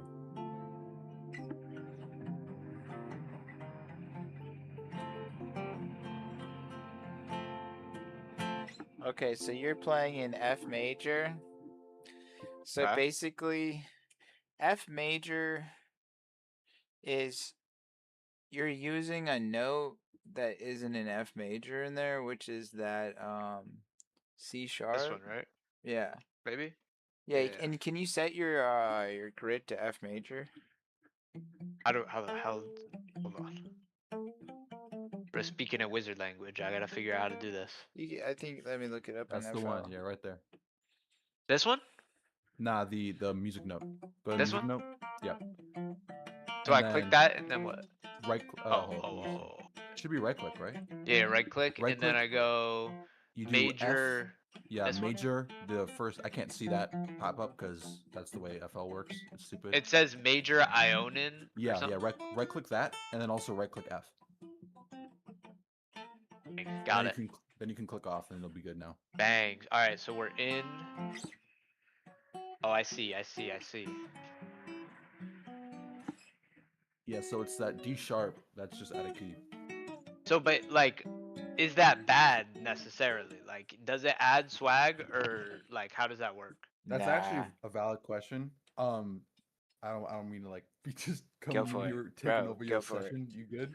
Go Okay, for it, cool. dude. You It can. it really depends. It really depends because well, jazz does that, and it sometimes sounds good, sometimes sounds weird to like an average Yeah. person. But you can do that if you change the key or the scale entirely. Right. Because like you can like go out of one scale into another, and it sounds good. But generally, like if you just hear, nah, it won't sound good. So So let's see. So basically, instead of using this, so can you hear this? Yeah, we can. Okay. Okay. So this is.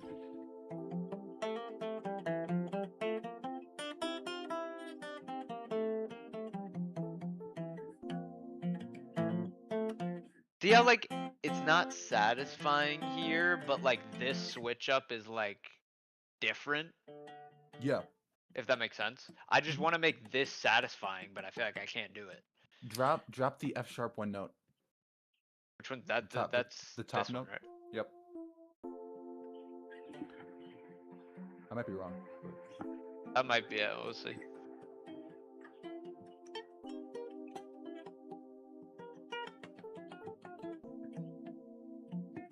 Definitely not that one.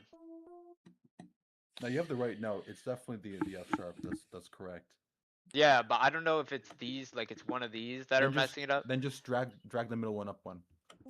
If you took the D sharp that you have there and you turned it into probably your E.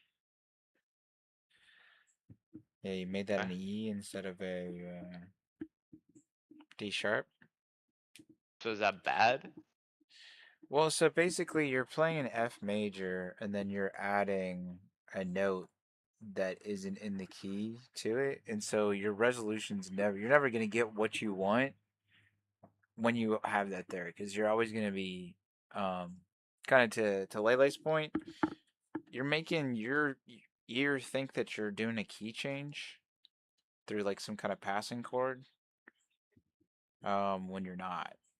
You just want resolution within your chord progression within F major. Yeah. You know what I mean? Yeah. You're not trying Uh-huh. to get all fancy smanchy. Use a passing chord to go from F major to Right. I'm literally just whatever trying it to have is. this like resolution part here, just like That's what I'm saying. So your issue isn't just that. Your issue stems before that. is this right here. Yeah, Yeah, you need to probably. you need to figure out how to use that grid thing and then turn on grid shit and then make sure all of those notes fall in line to F sharp. Sorry, into F major. One Cause thing Wait, you so could do I could is just remove. restart honestly, and you could just show me You how like how could, to do it. or you could just like remove, like go to the D sharp and just like pull it out, and then just This one? listen. Yeah, just remove it. Right click, remove it, and then just like listen to how it sounds now.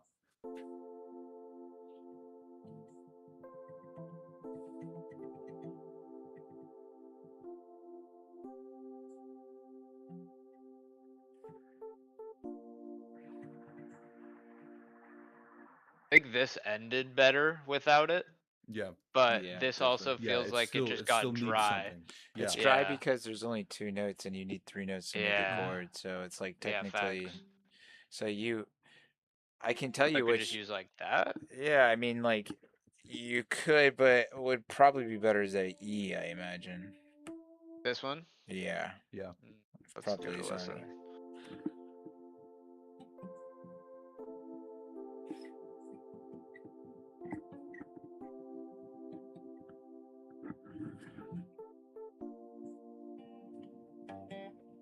I see how it's stringing together better now, and there's resolution.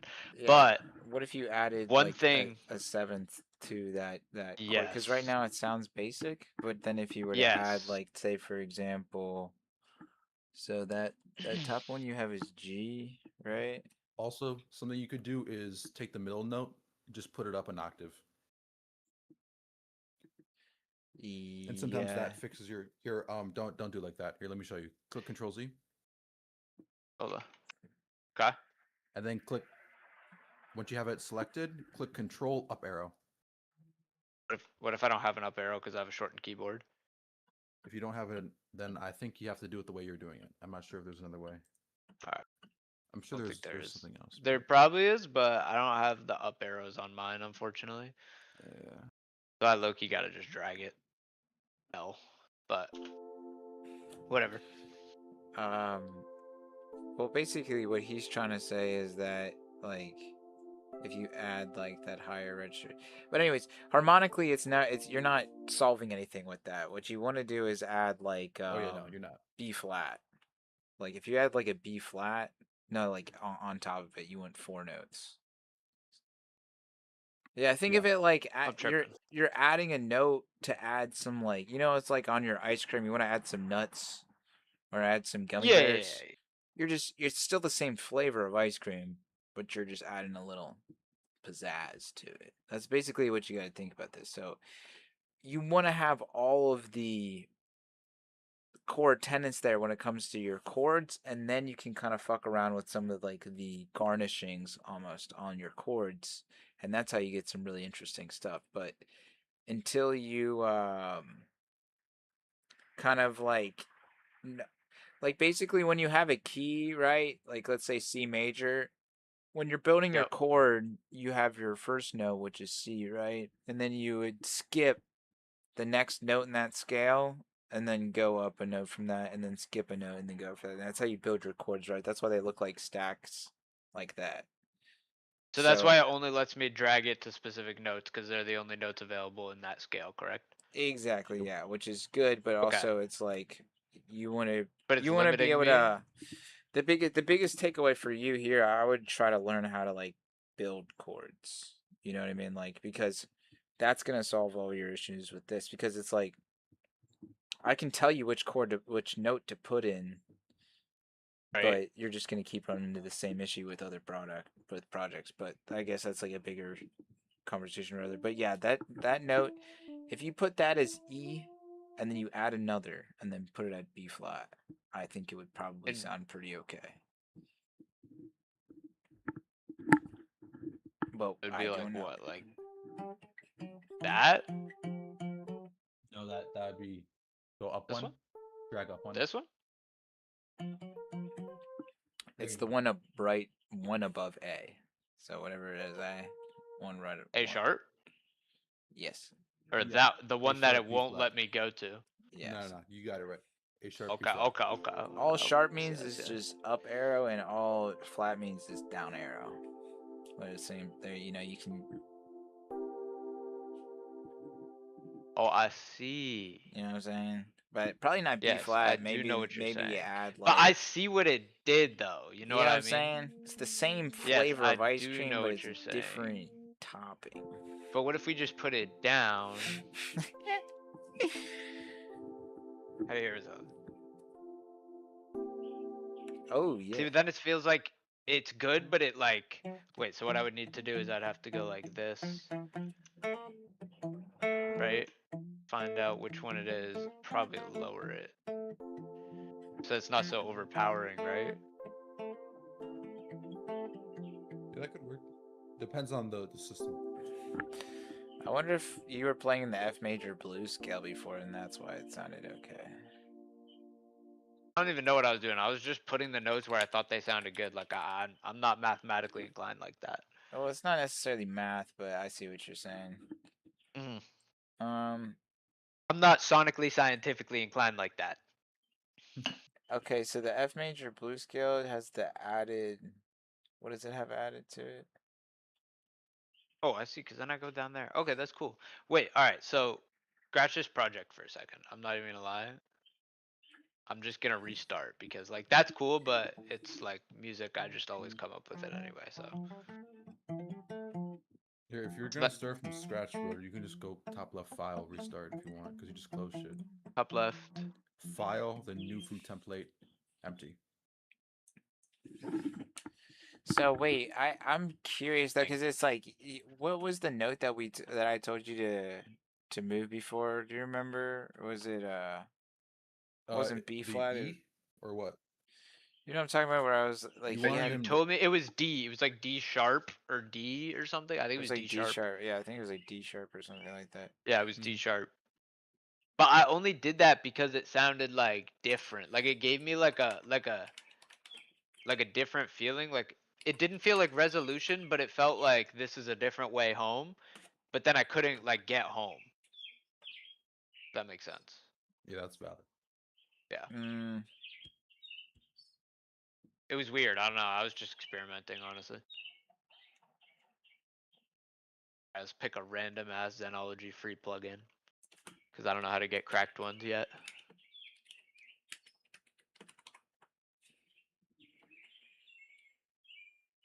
Always buy your plugins, guys. That's valid.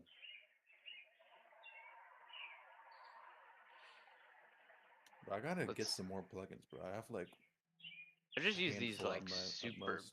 basic ones. Well, that's pretty cool. That one's I'd cool, but use then that you one. get some like I don't even like. okay, so That'll sound weird. the D sharp with so using D sharp within F major isn't like D sharp's not an F major, but you might have been doing Uh-huh. some like chromatic passing note or altered chords like I'm Lele doing was some like saying. advanced tech I didn't understand yet. Extremely advanced tech, but I don't even think you were like to do that. It's like you have to be so intentional with it. It's like Well, that's what there was like. I was trying to go like do do do do. Like I could hear where the resolution was in my head, but I couldn't figure out how to like make the notes do it. If that makes Mhm. sense. yeah, I know So like exactly what you mean. I could hear it, but I couldn't do it, and it was pissing me off. So I just gave up. Yeah, that's dead ass just practice, bro. You'll Yeah. get there. If you can hear it in your head, that's a good sign.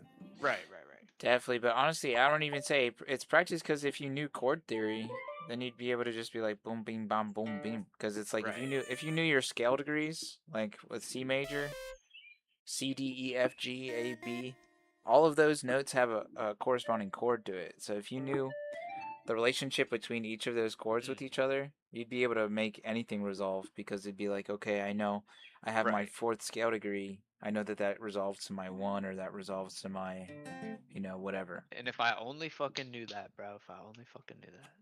That's what I'm But I'm saying. Well, dude. it's honest. I know it sounds complicated, but it's actually like not. It's super simple because it's like only certain chords in the key can resolve to other chords, right? So it's Uh-huh. like, and then certain chord progressions have certain resolutions, right? Like if you go from your seventh scale degree and you resolve it to your one, that is technically like the most resolution you can possibly have, or from your one to your five. Yeah, But those I are like see. like I the see. the three main ones. exactly. So Like like three let's main say ones. you start on C major. Let's do C major so I, it's I just think I'm easy. using A minor right now. Is that so? I should just I, start on C. I mean, you can really use whatever you want, but A Yeah, you minor could. is C I just major, so oh, it's low key the same thing. it is the same thing. Yeah. Is it just the sad version of it? Nah, I mean, you can People technically say kind of think that. like People say that. that, but no, like not Why is not it that realistic. Not like really. Well, like it's sad music doesn't make me feel sad? If that makes sense. technically it is the sad because it's like you're using a mode, but just like the way that we view Western like music theory is we view it in terms of like major and minor, but in Yeah. reality those are just two modes along a seven mode scale. So it's like really you're just operating within a scale. It's not that it's necessarily major or minor. It just depends on your starting point within that scale, if that makes sense. So that's why you see things that are like, oh, I'm using the Ionian mode, or I'm using, whatever the fuck it's called. That's just saying whatever starting point you're starting on the scale, whether you're starting on the first note or the second note or the third note or the fourth note or the fifth note or the sixth note or the seventh, whatever. Each of those have different mode names. And so like the sixth mode is the minor scale and the first mode is the major scale, if that makes sense. So it's like within C major, your one is C major, and then A minor is the fifth, Right. right? Am I tripping? Oh, that's six. My bad. Six. Yeah, six. So I could really just like so I could really just place this shit and just like let's looky loop that. Nah, but space it out though. Oh no, what did I do? How do I get You just zoomed in Right, hella. top right. Top top right. You right? should be. There's right next to the X. Right below the X. Yes. Right click. Can you right click that, or there's like a way to like instantly undo what you just did. I'm blank. I'm tripping on how to do it. Oh, here. Click the middle mouse wheel button over the thing that I just told you to click. There you go. Okay, yeah. Okay, okay, good tech, good tech, good tech. Yep. I think it helped, but it's still like really. How do I make it go the other way? Oh, that's maybe. It's just like now too long, bro. This is why I wish I had a trackpad. Oh yes. Here we go. Here we go. I Controls. figured You it can out. control zoom. Control. Let's take this and let's bring it over here. Perfect. Like that's cool.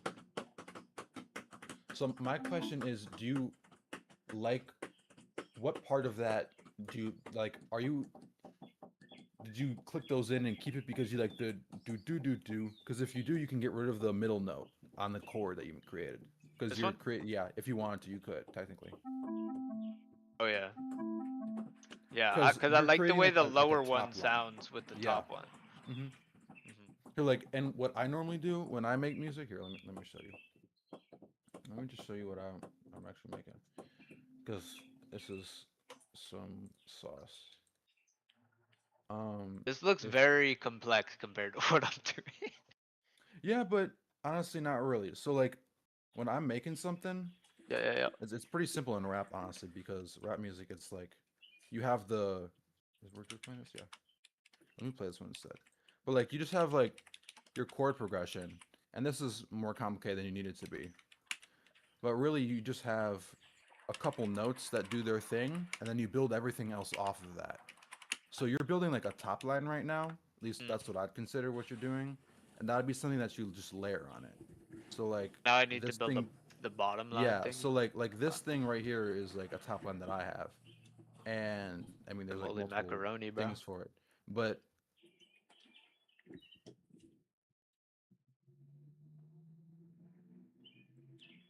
basically this Oh, I one is see, I just see. way on top of that one. So if I we see, turn I this see. off, we keep the same structure, and then everything else builds off of this. Okay, okay, okay. I see, I see, I see. So I need low-key the structure first. Yeah, you do. Okay, alright, alright. So I can keep this though. I can just mute Yeah. it. Yep. Yo, Bang. Lele, And are you familiar with scale degrees? I might be, but I don't know that term. Okay, let me put you on. So basically, within that scale you were just showing there, Yep. like basically, if you want to zoom in on like one of your phrasings or whatever. Yeah, sure. Okay, so basically, you're using that as like your kind of starting point, right, for like your formation of your chords, right, or whatever your baseline's gonna be. Yeah. Am I All thinking right about here. that Now, correctly? yeah, With that. this is the baseline. Okay, Yep. so basically, is this informed by anything, or you were just like this is kind of like what I imagine might sound good or something like that, or This is just like something that I tested, and I was like, yeah, I fuck with the way that this progression would be. okay, but okay, so basically, like let's just assume you're an F major. I really don't know if you are or not, but let's just Yeah, it's G assume you're sharp. G sharp. Okay, so you're in G sharp major. So Hmm. basically, the way I'll show you on my screen. So let me share my screen real quick. Yep. So the scale degrees of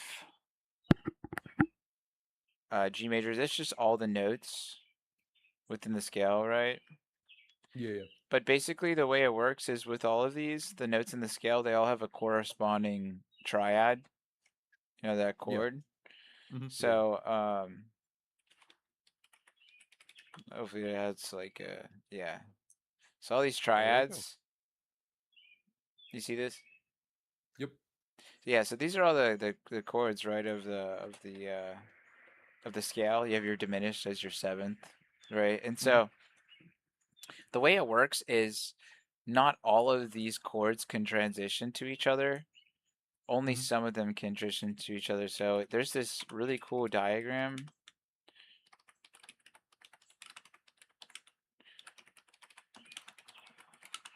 But you should add a sauce channel and put shit in here like this in here. A sauce channel. That's such a good idea. Oh yeah, okay, so here we go. So and this is what I was talking about before with all the modes, right? On your different Yeah, yeah. scale degrees, you have your Ionian and your Aeolian. So your one is Hmm. Ionian is major, Aeolian six. Yeah. You don't really Hmm. need to know. I mean, that's just like for funsies kind of type thing to know. But Yeah. there's this like chart, um, degree transition chart. It's kind of hard to Mm. find, but when you do find it, it's really nice. There's just a way of representing it that's kind of better.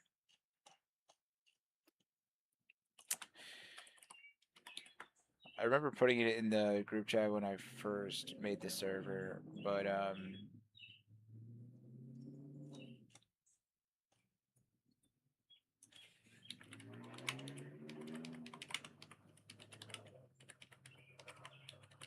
transition chart.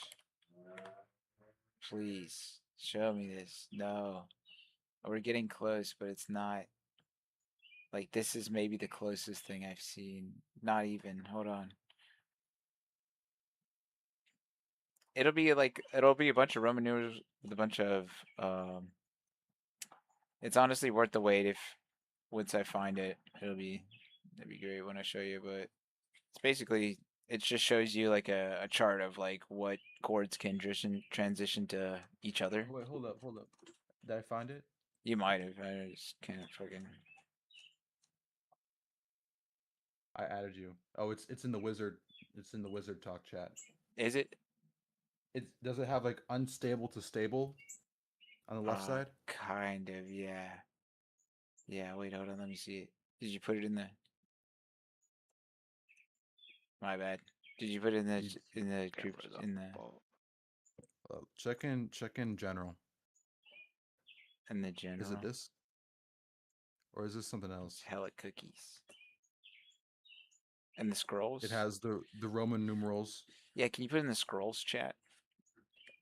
Where is the scrolls chat? Oh, like in here? Mm-hmm. Yeah, I feel you. I can do it. Yeah, yeah. Yeah, I don't know why I can't find it.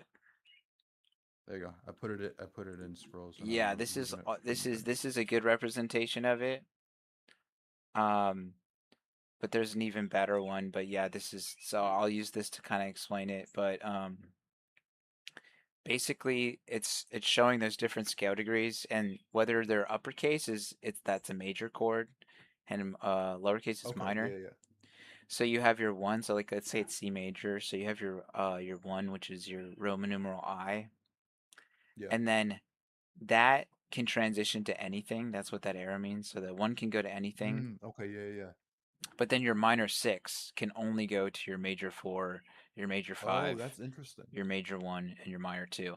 Any other transition sounds bad. So the this is amazing because this now on this unlocks like the ability to always be able to make bridges, always be able to make, you know, B parts of your songs or and Is have this them also a notation thing too, or is this just chord based? um Like it's I it's individual note. it's like notation for people who are like in jazz, right? For example, like this would be a kind of a barbaric view of notation, but it's still Hmm. used. Like for example, like if you're Okay. playing like a piece with like a band at like a coffee shop or something like that, like you might get a copy of Autumn Leaves that has just a Roman numeral on top of the chord. Like the chord will still be there, like on the actual what's it called on the staff, Hmm. but above it there might be like a Roman numeral, Right. Yeah. Yeah. which is just signaling, hey, this is the fifth scale degree or this is that or um, Hmm. but this is a notational thing in terms of like if you're speaking about music, if I'm saying I'm going from my one to my five, people who like know music well, they'll understand that I mean I'm going from C to Yeah. G.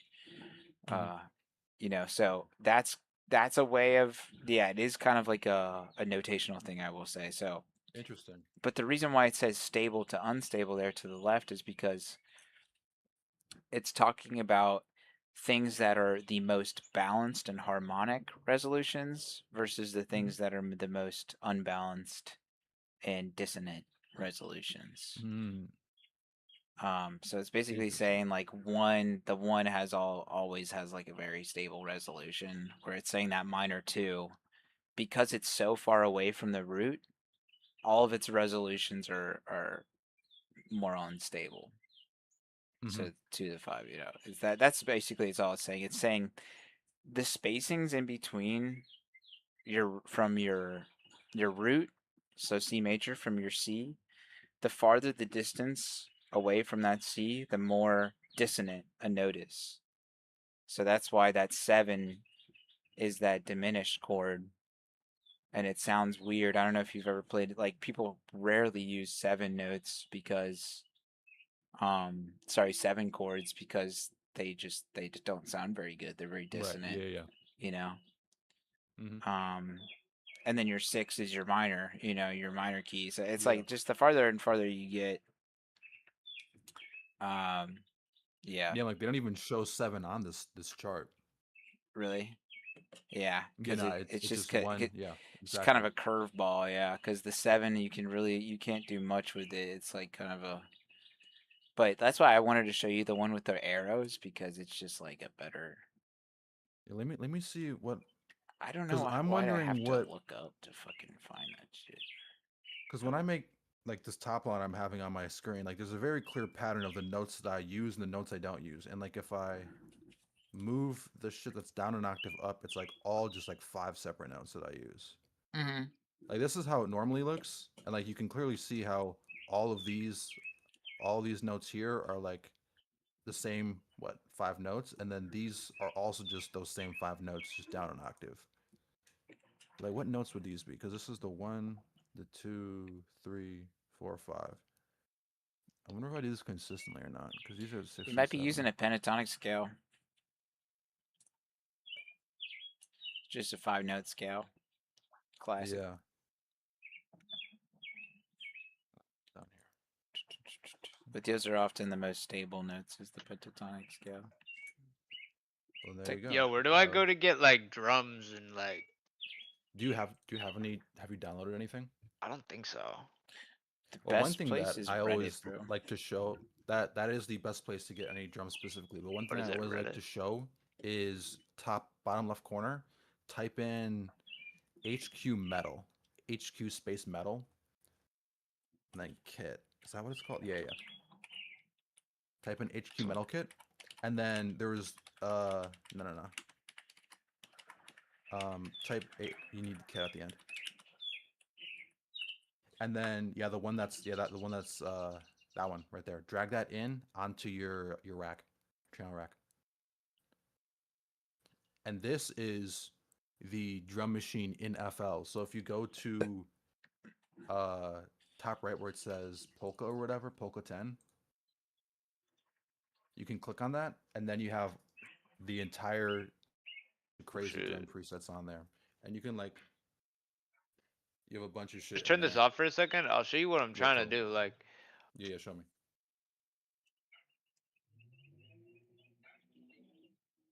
Okay. Cool, yeah, you you can know what I'm delete what I saying? showed you. Yeah, just delete what I showed you. Because that shit is Not gonna work. not what you're looking for. But I need like I a. always like to show that because if you ever eh, need some shit like that, it's pretty interesting. I was You gonna low need key a just use kit. some random shit like this. Ah, I found the advanced level Where? one. Let's go. W. I found it. I Send me found it. I that found it. photo. Dude, I'm trying to think of what's a good stock FL sound. Yeah, That's interesting as hell. What the fuck is I this? know. I know. Yay, I found it, guys. W. All right, I'm gonna put the complicated one and the simple one.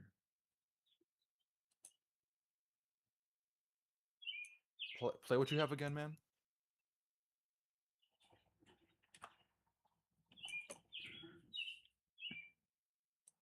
I want to low key turn that down.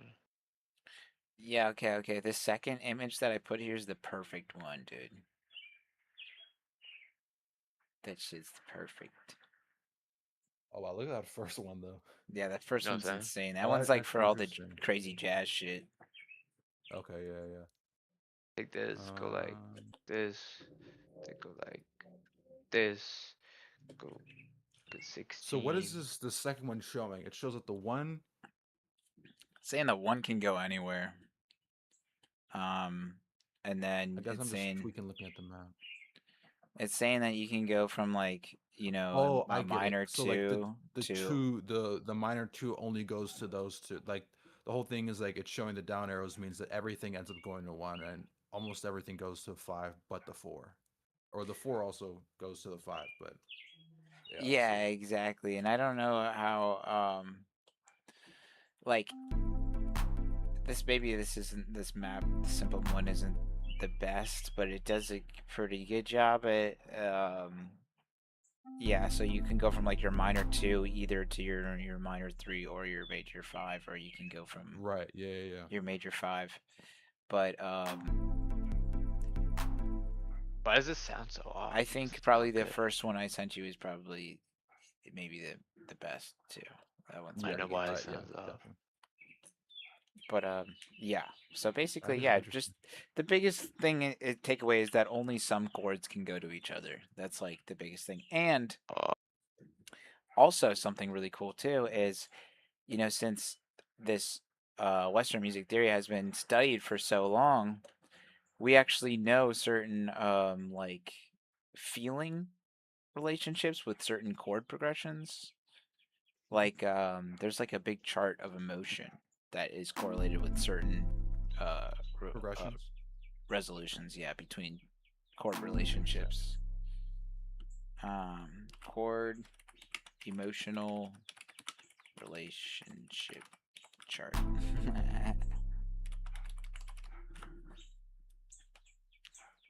So one thing Yeah. I gotta say for this beat you're making, um, you're and when it's on beat, it being on beat is huge. Like yeah. that's the most important part. Yeah, But yeah, yeah. the second most important part is I think you have no root notes. You have no chords being made here at all.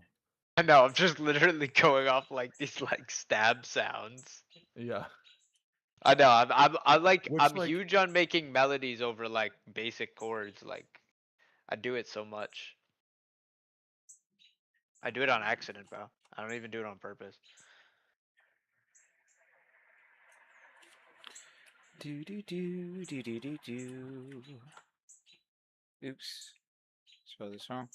Emotional chord relationships and progression charts. If you want to create music that evokes specific emotions, understanding chord relationships and emotional chord progressions is key. These patterns link chord qualities and intervals to feelings. They work across keys because they use Roman numeral notation. Yeah. It's like certain chords have certain feelings, and then certain chords next to each other have certain feelings. So there's all the Do you think complications of certain that. chords sound better to me because I grew up listening to different type of music than you did? No. I think You think they all sound the same and it all invoke the same emotion to everyone? yes.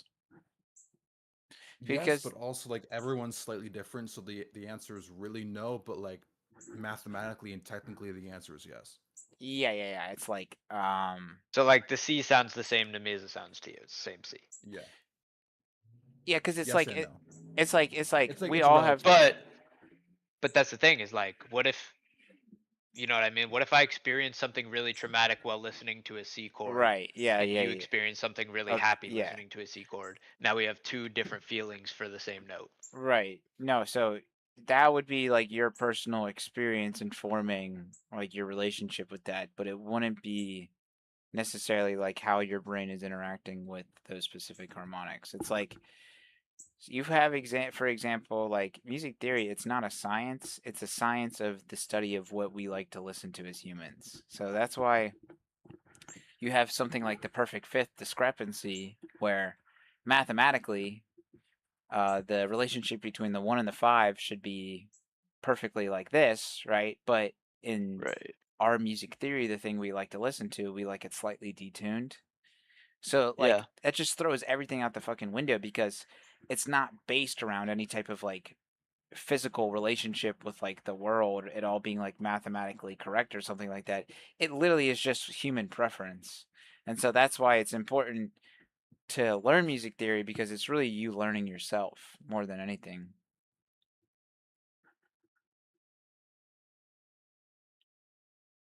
You're basically just studying what you like to listen to.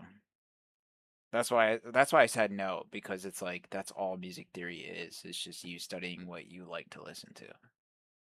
I see. I see. So I gotta get Yeah. just like, but like, what do I use as a base? Like, know what I mean?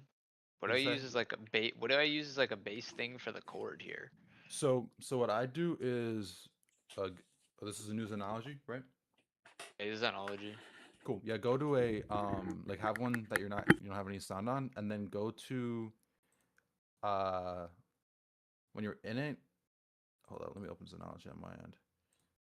Like I'd go to browse, and then in the category I'd do, where's like a bass? Yeah, I do like synth pad, synth pluck, We'll do a or synth even synth pad. lead. Yeah, you could do either one of those. We'll just use a random shine pad, I think, for this. And Personally, I then think it do I needs just to put it be. on the root note or like what? Yeah, that's what you do. I think it needs to be a heavier sound though, because you're like listen to what I have again. Did hear Because like it. mine's this,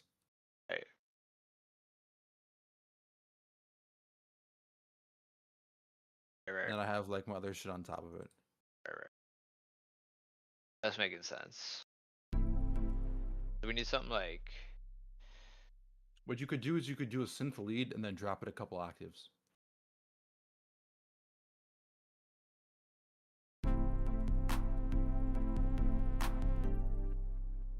Yeah, that could work. Or you could go even one octave down. You can try that. Put it in C3. Yeah.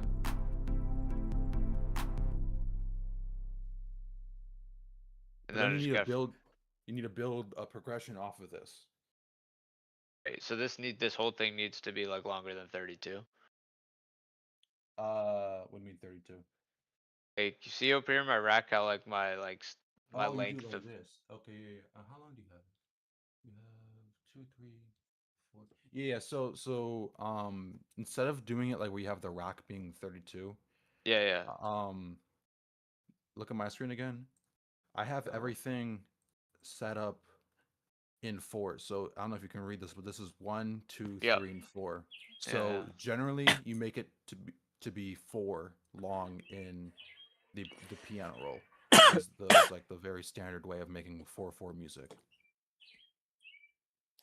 Like you could do 3/4 and then or like 5/4 and some other bullshit, but just generally just make sure it's 4 long. But like, how do I build all of this? Like I'm building it in the rack. Should I be building it in the project, like in the song or something? What do you Generally, mean? I say you do melodies in the piano roll, and then you do. I've seen people really only do drums in the rack, like you're doing. I haven't seen people really have melodies in the rack, and that's like my thing is you have the rack open. You don't need to have the rack open to do what you're doing. You can just like close it. Like I generally have the rack closed like 90% of the time. Fucking Top right. bot. And now that this closed, how do I get my stuff? Like, What stuff? where's like all like the patterns I just built? You've pattern. It's in pattern one. Click Oh, pattern so one, it's drag it in in. here. Yeah, and then drag that onto the, and then there you go. So now, so now if you click, yeah, song button you were just about to click. Yeah. Oh, Now it you, does it there. yeah. I see, I see. So what if I wanted each instrument separate? So what you do is you'd right click pattern one on the left side. You're right there. Right click it, and then I don't know what the exact thing is called. Right click split by channel. There you go. And then you can right click delete them in the yeah, right there. You can just right click all of them, and then you can drag them in one by one and be like, I only want this one here, or I only want that one there. Well, okay, okay, okay, okay, okay. See, this is getting somewhere now. Because now I can what? Extend these like this. Yeah, if you want, but you only have one note. So, and I think you should be doing two, 3 notes. Because one note, you aren't going anywhere with a singular note. You feel me? Right, right, right. So would I need to just delete all this? Just leave the first one, delete the other 3 you added. Yeah, there you go. Uh, And then what I'd even do is I just have your bass on right now. Turn your other top ones off. Just track 6. Leave track 6 on. You can right click on the green dot on track 6. Oh, okay, like solo. Yeah, solo. So then drag that out to be 4 bars.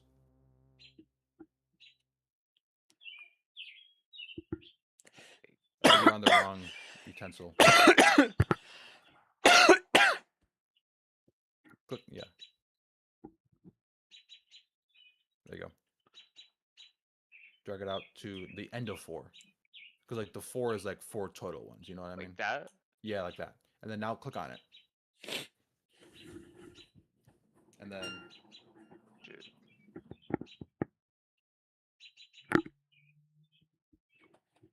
Where am I? there you go. How do I get rid of that? That was annoying. There you go. See, but now it's all like.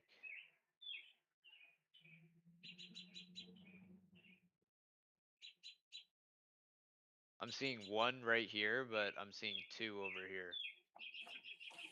Oh, because you have it on looped. I'll take this off, right? There you go. That should, yeah, there you go. Okay. Can you also go back into your channel rack? This one, right? Yep. And then can you make it so it's not have a max length or whatever? So this right here? I don't know the length. Yeah. Turn that off. Yeah, there you go. Now you're good.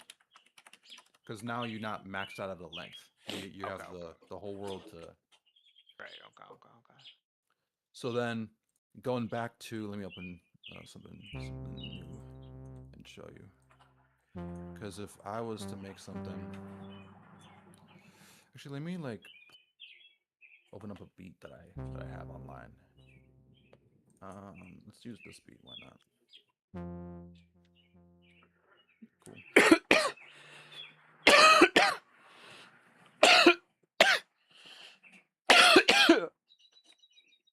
Bless you. Thank you. All right, cool.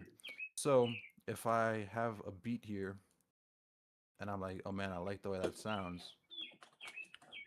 I'm just gonna do some sneaky shit for a second, but I'm analyzing it with Newtone. I'm gonna take the root notes of it. Can you see this? This Yeah, Newtone thing I have open? Cool. yeah. So basically what this thing is showing is the root notes of this beat. So if we listen to this beat,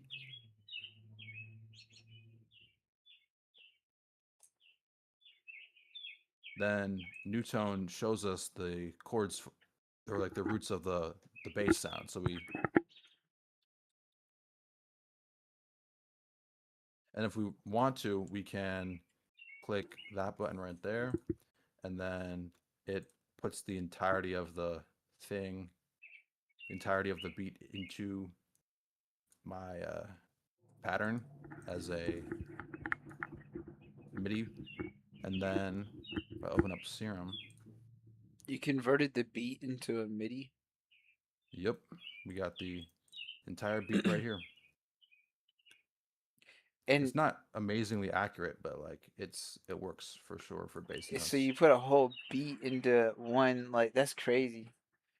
And then basically the Do you entirety of the set a top key line, to the grid, or does it just go crazy? it just goes crazy, and it's pretty accurate. I mean, like this is Really? like visually That'll like be in the key? I mean, it doesn't set it into the key, but like because I don't have a key currently set. I mean, I do have a key set, but like it works, and then I just figure out what the key is. Oh So I just shit! deleted I'm the top curious to hear what notes, it sounds like. and then I just drag it. Let me play all of it.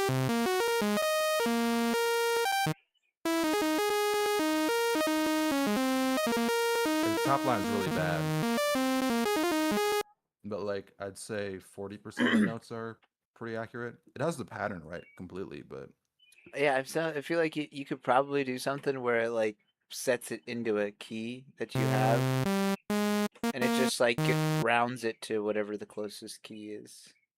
yep. Yeah. But basically, So we you have wouldn't our have to do chord that all progression. manually and shit.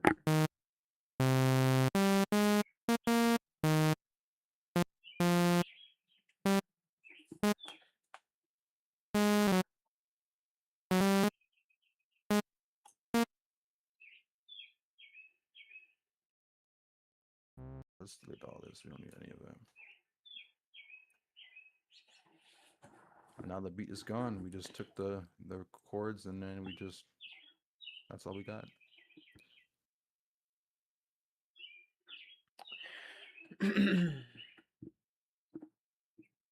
Granted, this is a crazy ass progression though. I mean, for real.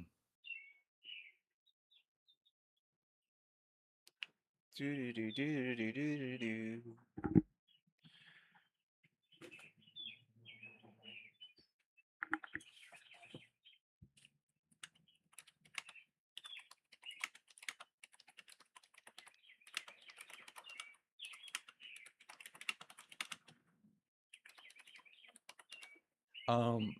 But basically, what I let me just find something that actually is simple and works because this is too fucking complicated.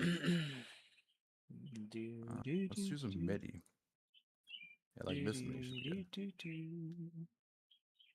Do do do do do There we go. do do.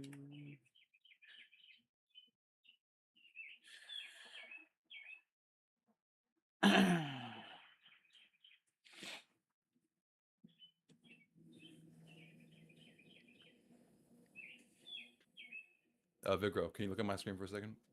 Yeah.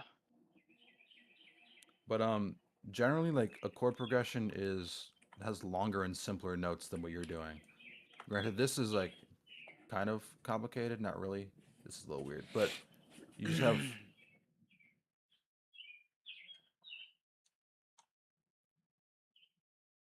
something Okay. just like that. I see what you're saying. I see what you're saying. Yeah, generally a lot longer notes. Hold on. So leave the first note and then like drag it out. Yeah.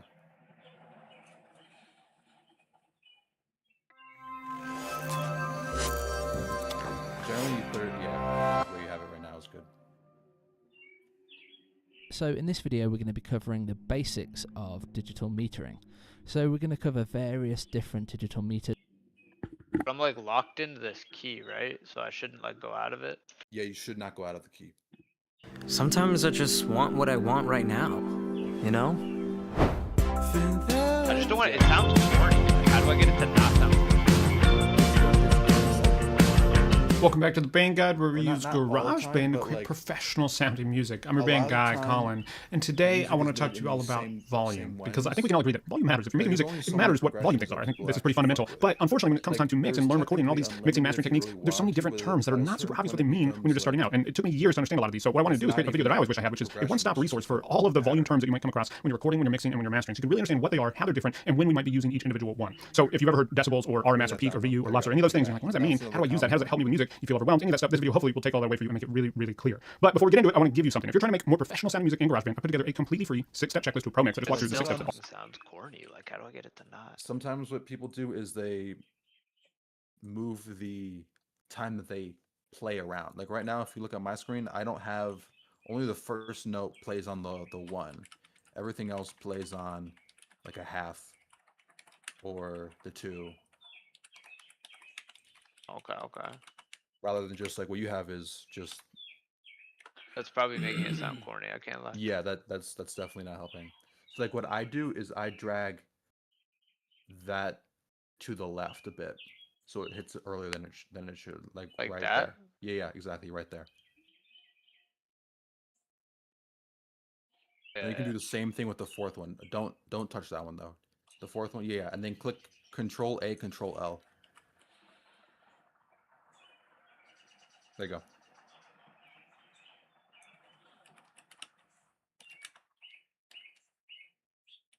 Your sound isn't helping you either. Your sound's kind of like delayed. So go into your sound, and then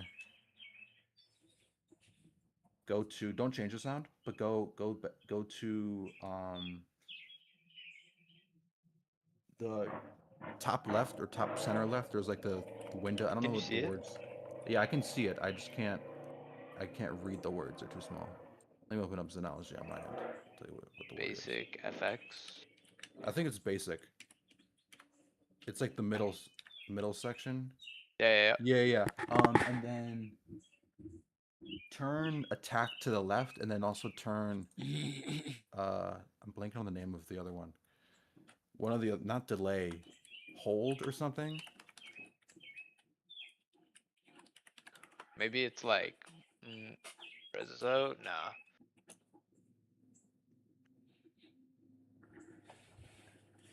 Attack and release. Attack and release. Turn those to the left a bit. A bit. And that should make it.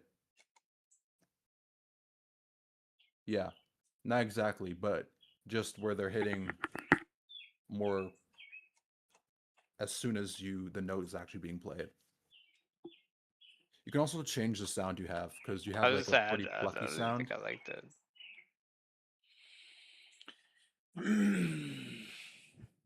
What the heck, man? I feel like that's cool. Yeah, that's pretty cool. It's kind of low and distorted though. What you could do is go into the notes and put it up an octave.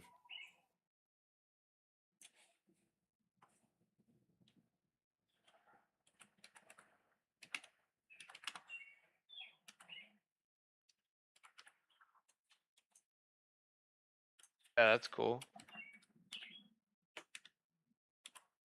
I feel like that's cool. I like that. Yeah, that's pretty cool.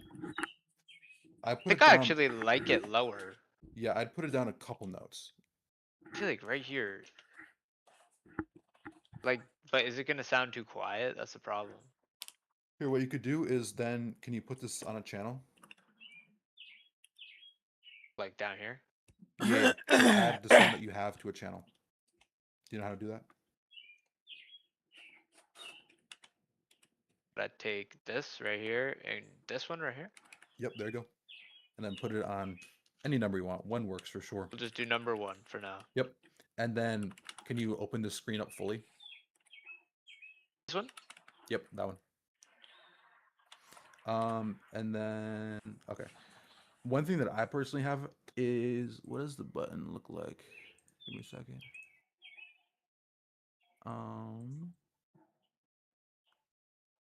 Do you see the top where it says compact or whatever? Yes, yeah. Can you put it on wide? That'll definitely help you out. You can It's go on through them. wide right now. It's on wide right now. Yeah. Why is it so?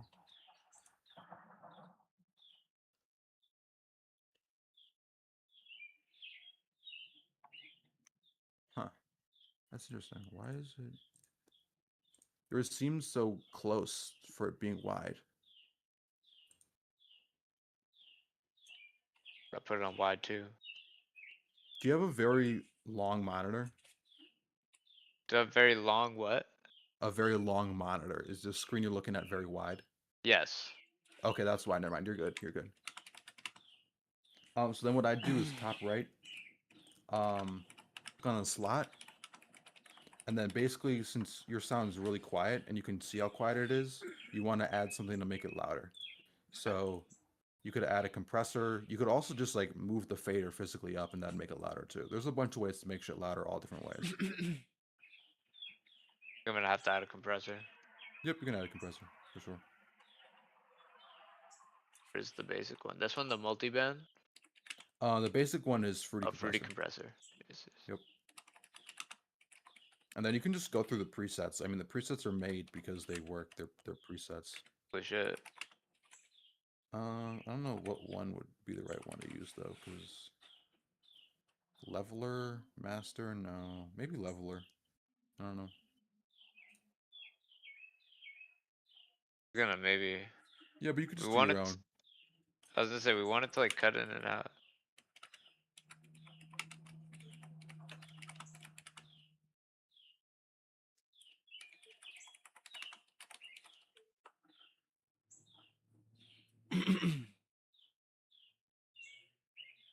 There you go. Now you got some good volume. And if you want, you could add some distortion on here. I feel like that would do too much, but I don't Yeah. know. See, what I always do if I have a really distorted sound is then I make the sound itself quieter. Because even though you add a lot of distortion and make it louder, if you then make it quieter, you still hear a lot because of the distortion, but it's Where's the distortion? I gotta try it. I use Bloody Overdrive. That's like the standard distortion in FL. I don't know if I see it. It is under distortion. There's like a section called distortion. Fruity Blood. Overdrive. I don't see categories. Maybe I gotta. Yeah. Alright. Fruity Blood Overdrive. There it is. And then just the middle one.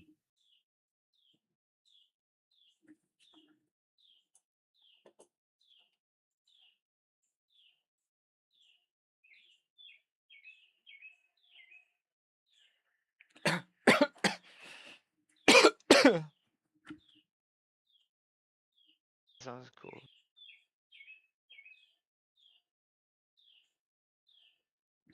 But yeah, I mean, like, now you got, like, the base of what you're doing.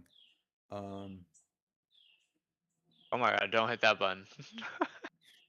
oh, you hit 100 times. Yeah, I did not just want to know what it did. Don't hit that button. Yeah. Don't You multiply it by 100. yeah. Let's let's hear what this sounds like with our stuff. But it's like now I have to go through and do this for my melodies, or can I just use these? I just loop these out into 4 like Oh yeah, this. you should probably be able to use them as your melodies. Sometimes it doesn't work. There's something going on here. Again, let's take these off for now.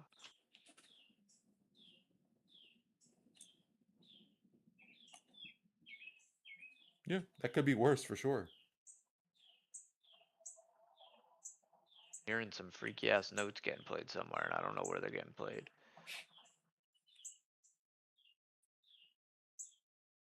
Yo, I just stumbled upon something absolutely insane. I'm gonna put it Bro, you got into. mad birds chirping in the background. Yeah, I'm I'm outside on hearing my that too. porch. Oh, I That's think that's aura. this. It's fucking aura, bro. Check this out. So I just discovered that there's an Oh algorithm. yeah. So I know about the Fletcher-Munson curve, but I didn't realize that we were actually tracking a mathematical algorithm that measures the boost that happens in the human hearing for human speech. So basically, when Yeah. you're mastering, you're not mastering truly to mathematical scale. You're mastering to your human ear, which is biased to this Fletcher-Munson curve. I didn't realize that there was an algorithm to it. And then underneath that, there's this thing called EBUR128, which is a bunch of standards that were set, I guess, by the BBC or something like that.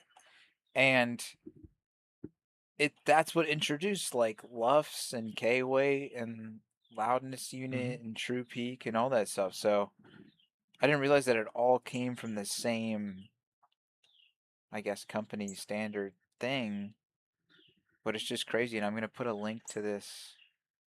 Yeah, that is interesting how it all came from the same thing. Because I knew about all this stuff kind of separately, or I don't want to say all that stuff, but like Right. I knew about the curve, and then I also knew about the that they did the beginning, but I didn't realize it was all like together. I know, I didn't either. It's fucking insane, and it makes a lot more sense now. Now that you know what I mean. And the fact that it's like there's this algorithm, and then when I looked up the algorithm, there's this website that's I guess like a medical patent website. It looked like or something like that, and it was showing all the iterations of this algorithm that we are actually like doing different versions of the algorithm to get a more accurate representation, I guess, of our hearing. Interesting. Yeah, there's like 5 other superseded, it said, versions of the algorithm. I thought that was very interesting. It sounds like a fucking Star Wars fucking name for a ship, ITU-RBS1770. Like that's crazy. Yeah, that's like an RTD, like Yeah, R2D2 literally. type character. Exactly. No, but this website's insane. I don't know if you clicked on it, but Oh wait, just the Wikipedia? Oh, you sent Yeah. something else. Yeah, I sent the Wikipedia link. If you click on that, this is one of like the most interesting, I think, Wikipedia pages I've stumbled upon.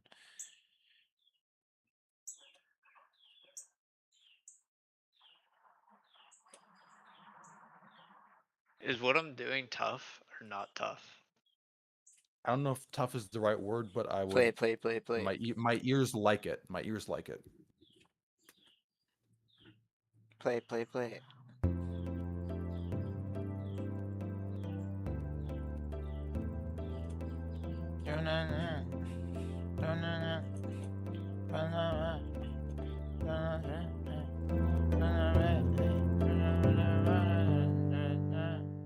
Yeah, that's fire. I think this last note we put here has to change. I think it has to be. I think it has to. Here, Oh, let me see. Yeah. if you like that one, that works for sure. You could go down one or two notes as well if you wanted. Go down this on this one, Yeah, you could. like there. Maybe. I'm not sure.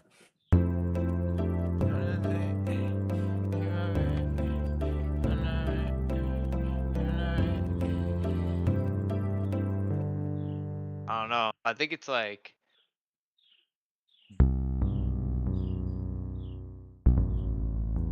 I don't know. It doesn't help that the sound is it. Am I tweaking or is the The sound sound have is like no. The sound two is sounds freaky. in it? It has Yeah, two okay. sounds in it. That's why I'm trying to see if maybe yeah. if I extend this note, it sounds. Oh yeah, better. no, that's valid for sure. You can do three notes. That's Yeah.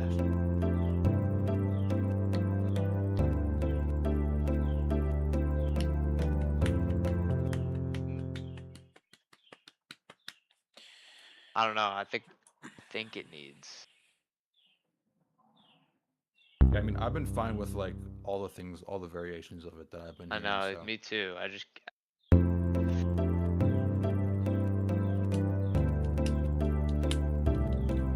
But this gotta come in on the early. Yep. I know you told me it's like Control Alt A L or something like that to do it, but I just. Yeah.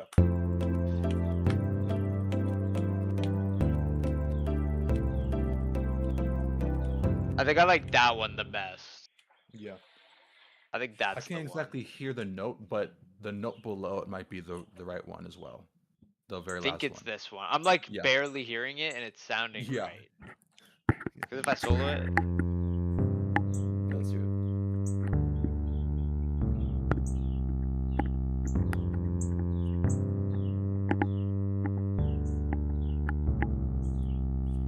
Yeah, that's the right one. Yeah, that's correct. Yeah, that's gotta Yep. be correct. We gotta get rid of these kicks, because these kicks and these bass lines are not it. Because this is. Yeah, but basically what you do now is if you delete that pattern for a second. Not in there. On the left side. This one? Yeah, if you want, you can delete the pattern there. Because if you don't like them, you might as well get rid of them there. I don't like them. I don't like them. Yeah, there you go. Get them out of here. So what you can do is now go into the bottom pattern you have open. Like the one you've been using. This one? The pattern. Yeah. So now you can play those kicks in the 808 in the same pattern. So like right click the sound you want to be using. This one maybe. And then yeah. And then open in piano roll. Oh, piano roll. Yeah, or like if you don't like the sound, change the sound first. Yeah, I don't like the sound. I wanted to do an 808, but they don't sound very good on here. Maybe they do. Maybe I just have to. No, you probably need to get drum kits. Yeah, I don't have any like drum kits, so I'm kind of just stuck using like what I got, which is low key tough. But yeah, Xenology. Try Crizzle bass. Let's hear it. Definitely not. Oh, that one, I like that one personally. Yeah, it would be good, but I don't think it's gonna match the vibe. but maybe it would. But I can't see it being an 808. It kind of sounds like womp. Yeah, no, it's a bass. It's never Yeah. gonna sound like an 808. What if I just want the 808s, twin? Then you have to You make gotta it find the short. 808s. You gotta Yeah, make the you bass can make it short. short, but also you gotta find them because then it's just like a bass pluck if you make it if you make it short, which is probably not what you want either. So I can turn this into an 808. Yeah, definitely. You can I turn don't know anything that into an 808. You can turn a fart into an 808. he's gonna have to show you how to do You're that. gonna I have don't to make show me any how to do sound. that, Space Cat. I don't know. I got you, bro. Easy peasy. All you gotta do is use things like distortion, saturation, clipping, combined with Oh, envelope okay. control. Right, bro. Like, And maybe help me, you bro. can bit I crush I thought you were things. gonna I thought you were gonna show him like some real tech, bro. I mean that is like the real tech. That's like the way an 808 is made, and I get that. But like you gotta pick the right sound. That's like half the battle, I assume.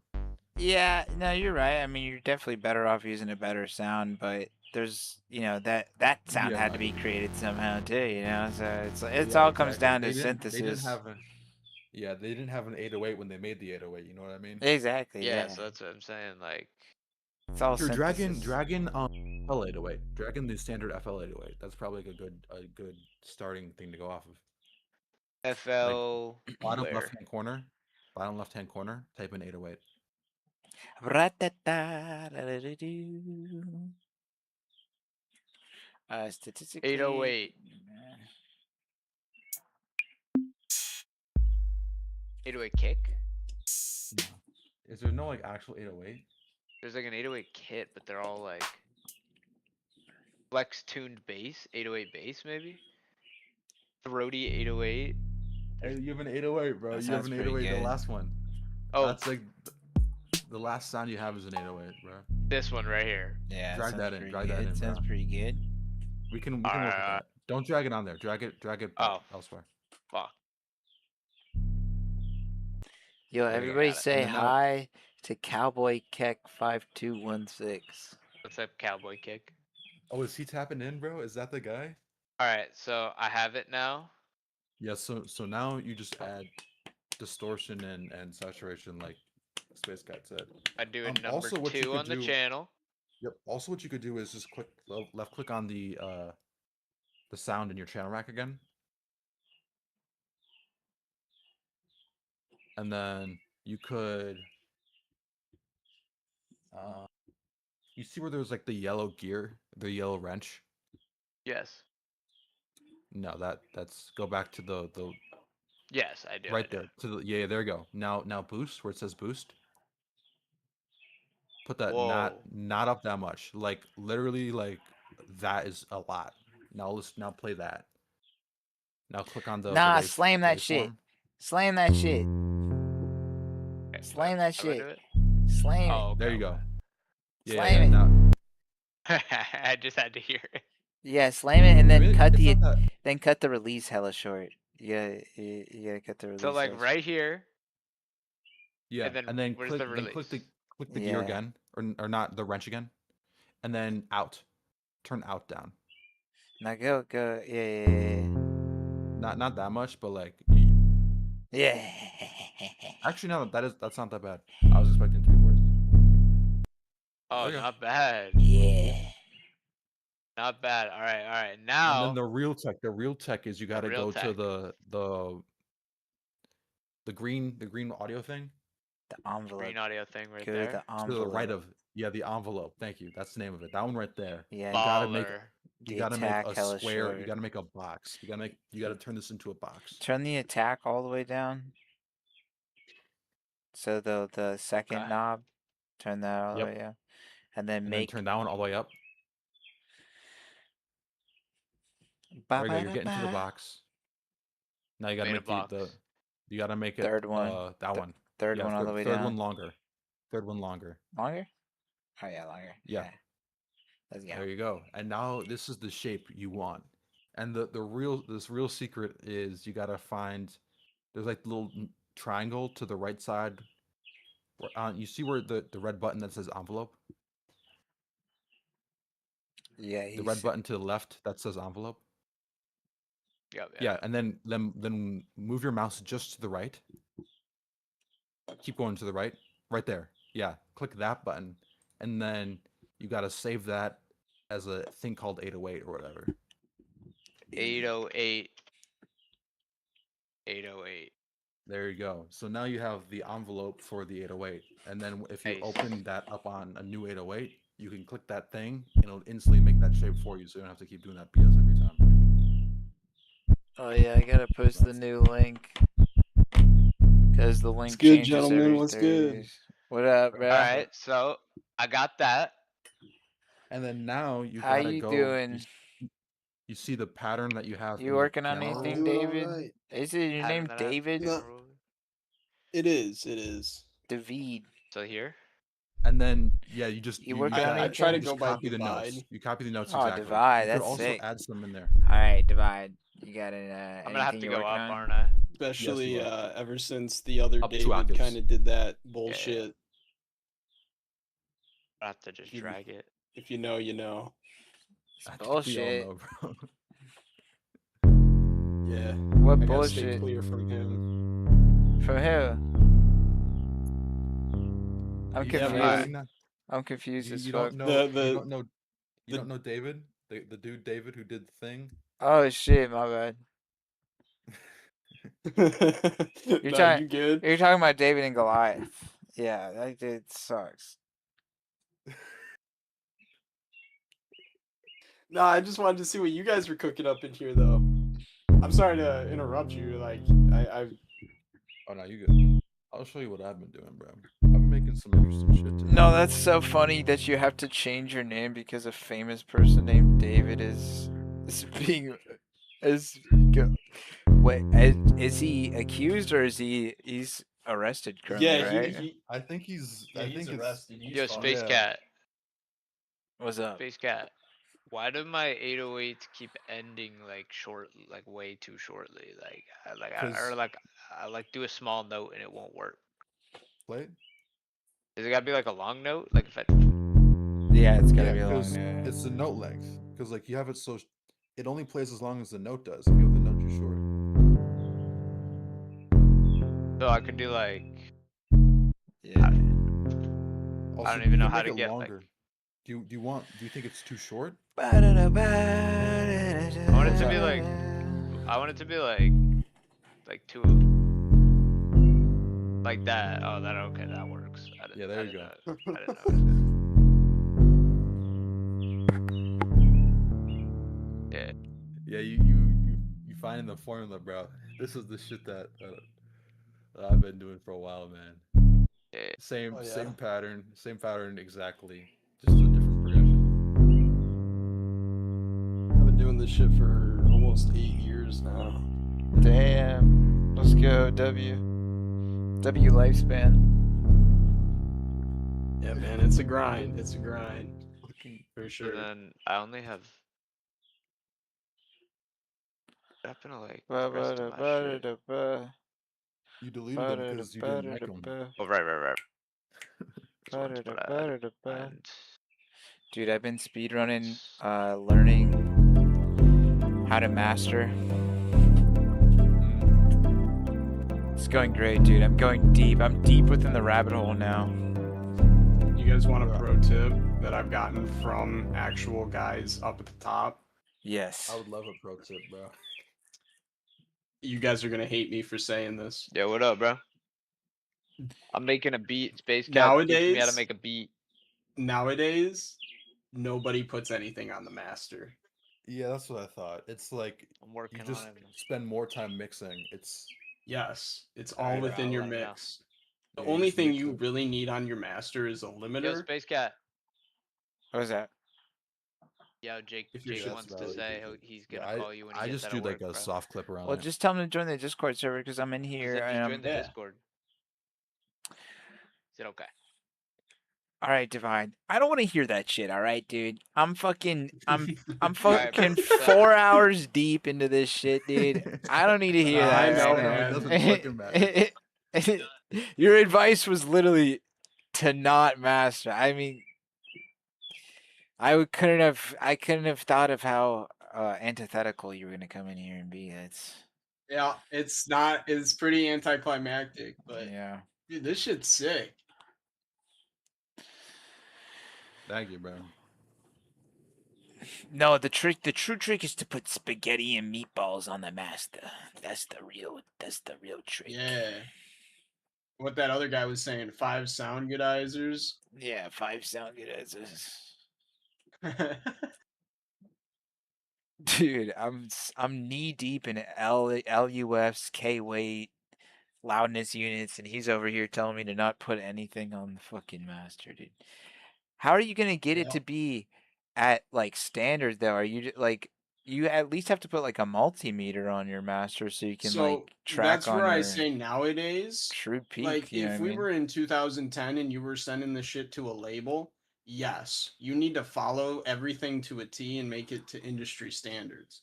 But if you're just releasing your own shit, man, you're just putting yourself at a huge creative disadvantage because your stuff is going to sound like everybody else's rather than figuring out your own like sound.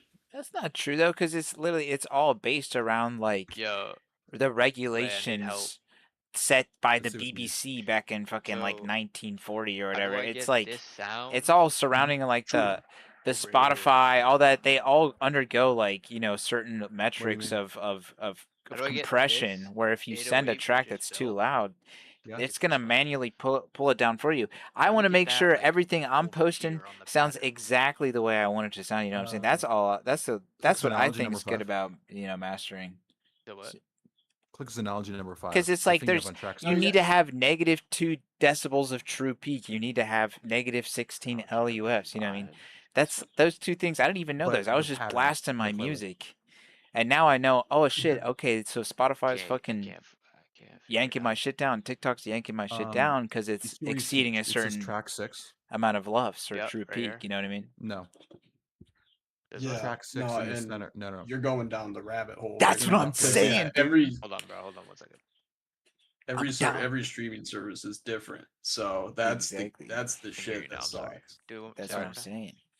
So in track 6 on the And playlist, Spotify you see where it uses says the analogy worst 5? You're audio not in the codecs. playlist. I You're didn't in the even channel know. rack. They use the fucking worst one. Okay. Mhm. So, over here. Track 6. Yes, You know? track 6 So, right here. Click yeah, there. dude. Click right, left I click don't there. know. I mean, I see what you're saying as far as like compression goes, as far as your mix, but as far as like using a multimeter though, I feel like you right-click. need to use that to like Just left click it once and understand then tell me when you do it. what's going on with your Okay, yeah. phase, what's So going on then with now your open the channel rack again. your loudness, your perceived loudness, For your sure. true now you peak, see all the that 808. shit. Uh-huh. You So are now right. And right-click where it if you're says not analogy familiar number with 5. stereo, Where's number it is 5? very helpful. You mean this one? Number Facts. 6? Yeah, that's number 6. My bad. I Yeah. can't see. Gotta get that Um, multimeter. I gotta Right see fork over where $30 so I no, can no, get a don't. good one. The patterns. You see where the patterns are? The 4 ones, the 4 patterns? Which These ones Right there. one that Yeah, right click there's one that's number free 6. that's actually really good. And then split by channel. Oh, I don't think I have it on this PC. I'm gonna make a free one called Spaghetti And then now you have Meatballs. 808 separate. There you go. Okay. That's how you do it. Ba-da-da-da, oh yeah, I'm live on YouTube by the way, just a heads up, Divide. Makes sense. Oh. Yeah. So am I on live? Yes, you're on live. You're on Okay. live Okay. TV. No, thank you for telling me. Yes. So I didn't So you didn't say anything out of pocket. heinous and terrible, yeah. Yeah. That's good. I think that's correct, right? Yeah, I mean I can't really see the things, but it looks good to me. Here, you know what? Actually, I'll hop on my PC where I produce, and I'll pull up the project. Yeah, bro, you can produce on in the server too. So we have everything together. Yeah, I mean this is like a beat basically. I mean you need like some actual Yeah, I'm drums, just but, studying. They're cooking up beats. Right. Feel free to do whatever you like, my friend. This is a beat. Yeah. So now, to get the drums, I could just use these ones, right? You could. I'd like try to find a clap. Is or a hat. I'm gonna probably butcher his name, but I'm gonna try my best. Vigoro. No, there's no R. Vigo. No, Vigro. No, there is an R. Vigro. Vigro, yeah, that's probably how you say it. Okay, yeah. Is Yeah, he that's how you like say it. how far are you into music making? Wait, can you say it one more time? I'm sorry. Yeah, no. How far are you into music making? Um, Making beats. This is like my fourth or fifth beat I've ever tried to make. Oh damn. Okay. But Oh yeah, dude. like music wise, I've been playing the guitar since a kid and the piano as a kid, but like Okay, okay. only like YouTube videos, like learning how to play songs and stuff like that. Um, Yeah. and then I made like song, like I'm like a vocal artist for like Hey, what up, I what up, what got up, what you. up, what up, what up, what up, what up, what up, what up? Yo, we're on live, by the way, Jake. Just a heads up. Oh, dude, so I'm just gonna go and say like the craziest shit ever. I know you were. Please don't. Dude, I was thinking about saying the craziest thing ever and breaking the internet. Don't do that. Dude, I'm about to cancel this whole group. Don't, bro. Please, bro. This is all I got, dude. This is everything I have right here. In this server. This is everything I have, Yeah, please. yeah. In this server, dude. It's all I I'm gonna have. go talk to this dude in the store. Yo, Tell him what's to up, give me Jake? money. What's up, bro? I'm about to go rob a convenience store. Don't even say that, dude. in GTA. In Yeah. GTA. Bro, in Allegedly. GTA, in GTA. Allegedly. GTA. But no, go real quick. Just going back, I'm curious why like I use FL as well mainly. But why'd you pick FL over anything else? To make a beat. Um, Yeah, yeah, yeah. Cause it's free, and I didn't want to spend any money on anything. No, Unvalid. hey, that's fair. Yeah. No, valid as fuck, dude. It's always cool when I talk to people that are Me new to and producing, like why they choose a DAW over another. yeah. So I No, mean, me Nick and uses Logic Pro when he comes to the crib. yeah. So like me and Jake have been using Logic Pro to make music for I don't even know how long. Pump 6, please. Pump oh, 6. okay. Yep. Yes, please. Thank you. Yeah, so a long time. And cause Jake, the Jake that's in here is my brother. That's literally my blood brother. Yeah, Literally came out of the so same balls and sheet. bro, relax, bro. And Fucking great, bro. yeah, and but we've been using Logic Pro. And then we saw Zenology, and I don't know, I just tried it on FL Studio, and I feel like FL Studio is like easier to like be more customizable than like Logic Pro is. Logic Pro seemed really hard to like draw notes in, so I just stuck with this. 100%. Oh, dude, Project X taught me this freaking fire way you can literally draw your freaking hi-hats in, bro, by holding, is it shift or something, bro? And you can literally draw your name instead of like just dragging them out. Dope as fuck. Yeah, it's that bit Oh yeah, Jake, I'm making a beat for you right now. Dude, I'm listening, bro. Play that thing. I don't even know what to do with it yet. Dude, freaking do with it, bro. I don't know what to do with it. Dude, make some hard-hitting 808s that go doom, doom, doom, doom, doom, doom, doom. You hear it? Oh, yeah, kind of.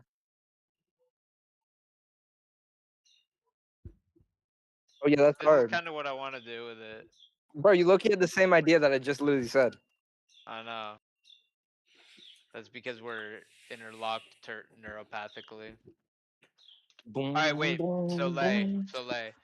My Yeah, I next like that. question would be Yep. if I had this clap, Wow. just this clap. How do I bring this clap to where we like a pattern? So I would go right here to rack, Yep, right? yep, Yep, and and you then just you drag it into the drag it rack. to the plus. Yeah, yeah, yeah. Like this.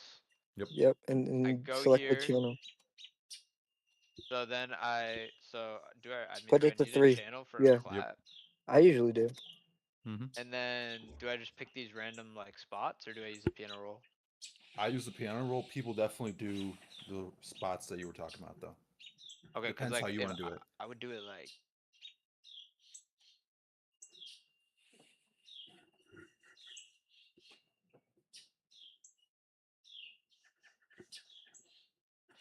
Now, so for some reason, this bass sounds like. Did It's you probably tune 'cause your there's- 808? Yeah, I mean, Did you tune it's the really 808? the issue is that the No. bass sound has two separate sounds in it, so like he's getting multiple frequencies. No. I with the think what I'm bass. saying here is like the 808 we made. Mhm. Like when it's supposed to come in, it comes in like half a second after where it's supposed to. If Okay, that makes so sense. then go to the 808, Uh, the actual sound for it. Can you pull that up? Let's see if I can figure it out. Oh fuck. Pull up that sample. Yep. You guys are asking a So lot of me. go to the Oh, bro, channel rack. they teaching the way, bro. Go to where? The channel rack, Yeah, go to where all your instrumentation's This one? at. Yeah, and then click Yep. on the 808. it's That'd be On minimized it? somewhere. Oh, it's just There it's you go. minimized. Yeah. There you go. Okay. And you can see at the very beginning there, there's a bit. Yeah. And you W can boys, bro. What the? just a little bit. No, not that way. Oh. What did I just do? Not that way. So what do I do? The left one. That one. This one? Yep, just a bit. That's good. That Like should be right good. there. Yeah, I think so. I Go can't to the really see that well. waveform too. Like How do I the do that? waveform tab. It's right next to the yeah. Oh, he already did it. Yeah, You I good? had to do that. We did that. Yeah. Did you wait? Yeah. What key is it? What key is it? I think it's in the right one, right? Because we see. Yeah, we put him in Space the Cat, right did we key do this already. in C? Yeah, so I think we're in C major. Yeah, you said A Yeah, all minor, good. right? Yeah, No. A But minor, I C ended up major. doing it in C because It's still the you said it same was thing. easier. C major, A minor, yeah. same Same. thing. No, you can do it. No. You good, man? You good? Yeah, so now it should be good. But also Okay. the bass sound might be off because I had you move it forward because it was a bit late. So I don't know if you've undid that or it changes already based on the sound analogy. I'll tell you. All right, I'll be right back. I'm gonna hop on my I think my producer That PC here. sounds good to me. I don't know. Doesn't that sound sounds offbeat. better. I think. Yeah, I think this sounds tough. I don't think we add this part. That part doesn't make it sound good. I think we keep that out. Okay. But now it needs more stuff though. So we got our clap. Yeah, bro. What you really need is like some chords because you got a bass line.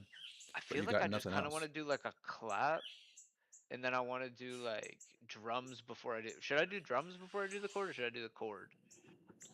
I do drums last always, but that's like just what I personally do. You can do whatever you want. Like if Alright, you so I listen could to technically my do beat, this clap after, right? So I could delete this clap. yeah, you could delete the clap if you want. It's really like you find the way that gets you finished easier. Like if you think doing the drums Oh right shit. after you get the progression down is going to be easier for you long term, that's the way you do it. But if you think melodies totally and then drums, that's what I do generally. So what we have here is lacking chords, correct? Yeah, and not even just chords, because sometimes I wouldn't do chords. Like the beat I have open right now, I don't have any real chords on here. But Yeah. you just have your progression set up, and if you wanted to, you could add chords on top of that on a different sound.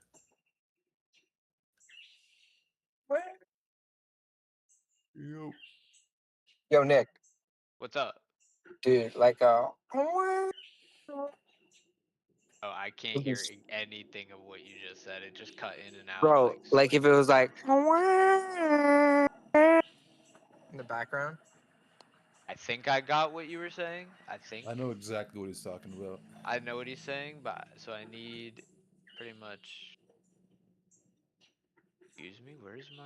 Bro said I know exactly what he's talking Bro, about. I do, bro. Me and one of You my hear friends, it? I hear it. not even that I hear it, but like I get what It's you. like a. I mean, I Is do he hear talking it, about like a but pad or like a no, chorus? he's talking about a synth that has some pitch change in it, so it's kind of wobbly.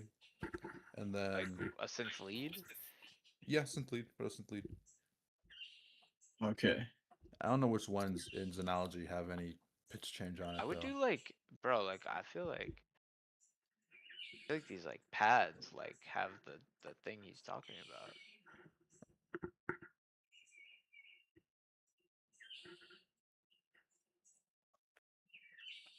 Like that? Nah, keep going through. It's I almost. think It almost sounds like what I'm envisioning. It sounds like really bright. Like it's like it almost is like really high. It's like kind of like a cat meow almost. It's like. yeah, it's probably like P7, bro. It's like a whole octave up than what you have right now. Okay, okay, I see what you're saying. I see what you're saying. I'm gonna send you a video on Snapchat, Nick, of what I'm sounding like, bro. No, I get it, bro. Trust me. Okay, word, bro. Because I'm just sounding like a cat over here. That's a lot closer. There you go. It's closer, but it's the sound isn't right. Now let's see what you I got don't like open. how I can't play it. Like, oh yeah. Bro, you got that white FL. God dang, bro. This is Yeah, man, annoying that I can't. dude, for some reason, sometimes the patterns, like with the dark background, it'll just blend in sometimes, and I'll just get like, Oh after yeah, a few for sure. hours, man, it just blends. It's bad. Yeah, like I it's can't even like. the I'm black. lost, bro. Out of here. Put this channel right. Can I like glue this up here or something, bro? Like. What I always do is I have everything maximized and then I close and open everything as I need it. So I have nothing open besides the playlist when I'm looking at the playlist and nothing but the master when I'm looking, or the mixer when I'm looking at the mixer, and so on. Just one at a time. Yep. Damn, look at this project, bro. Yeah, there's a there's a little bit Holy going on. shit, Lele, bro. Holy fuck. Dude, that shit's huge. This is like, this is like, His shit's crazier than mine, this bro. is like Look at his shit, bro. Okay, hold on. Holy fucking shit, dude. Holy fuck, baby. Fuck. Again, like he's not doing a lot of patterns though. Like a lot of what I have is patterns, and I mean, just the type of music. I can already assume what music we're making based on the way. yeah, this is more like EDM, but Yeah. like Yo, let me not hear like some. Play that. crazy EDM, more chill, but here I'll let it get going. They look cool.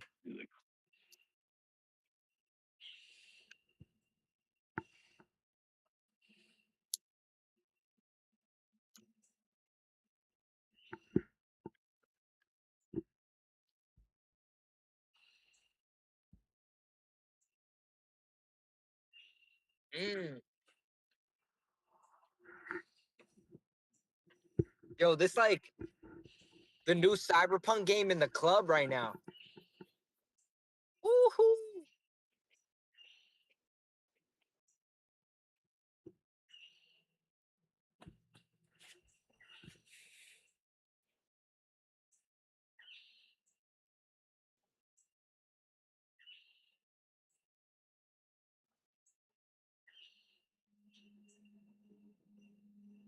Oh, that's cool.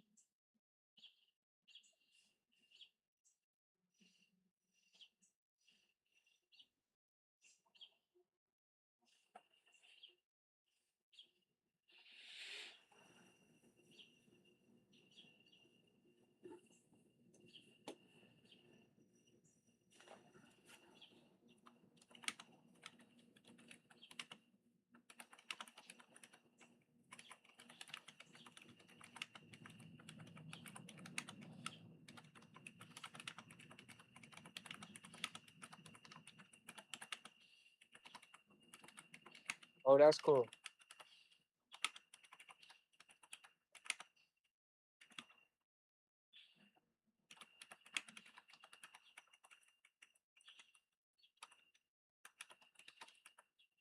I like this part. It's fun.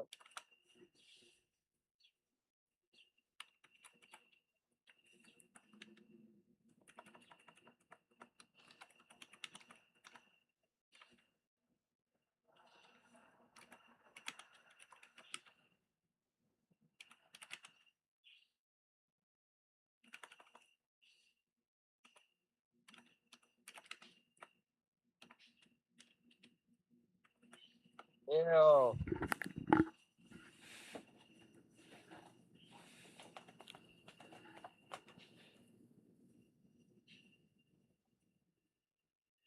Yeah, man. And then my fucking CPU starts dying, so I'm gonna turn it down. But yeah, Yo, that dude. shit's cool, DV, bro. That shit's dope as fuck, bro. Yo, thanks, Dude, I really man. like that drop.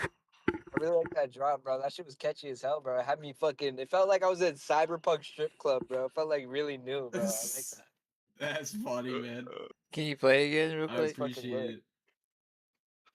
Yeah, I fuck with Wait, the which part? delayed ending or like the delayed final drop. I don't know if it's delayed, but like whatever you do Sorry, I right wasn't where. watching. Could you play it again real quick? Yeah, no, yeah, Sorry, I got bro. I you. wasn't Yo. watching. Bro. No, you good, man. Yo, You good. Lele, bro, you want to show me what you're working on, bro? Sure. I was gonna check out yours. I was Yeah, gonna let me ask you to turn play up the it, but then master. Let me know when you tap in. I'm in right now.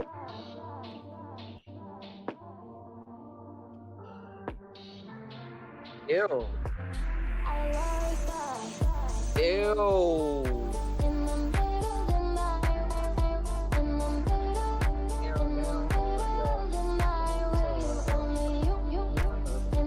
Yo, that's hard as fuck, Lele, bro. That's a little Uzi shit. Yeah, it is, bro. I sent some shit to him a couple months ago. Bro, you gotta send this to me, bro. I go crazy on that. Bro, I'm going crazy on this shit, bro. I got my vocals right down here. Let me hear that.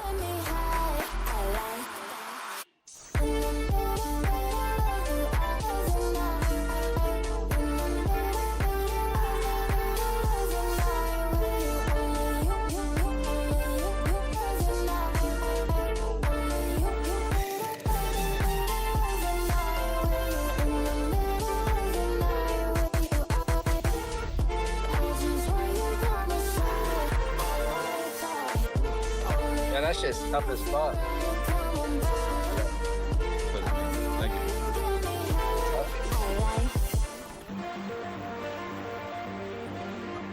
Honestly, here, like, this part, dude, this part gets carried so hard by, have you guys heard of the plugin Quanta? Yeah, I think so. Dude, it granulizes audio, and it is That shit's tough. fucking Like when you sick. finishing it, It's bro. like, yeah, Yeah, and I could be doing it right now instead of helping. Hey. But It granulizes audio. yeah. That's sick. So, dude, I just like just to throw you on some cool. Is it a shit, like, here, granulator? I'll keep it played. Is it a Yeah, granulator? yeah, it is. Oh, hell yeah. what is it called? Quantum.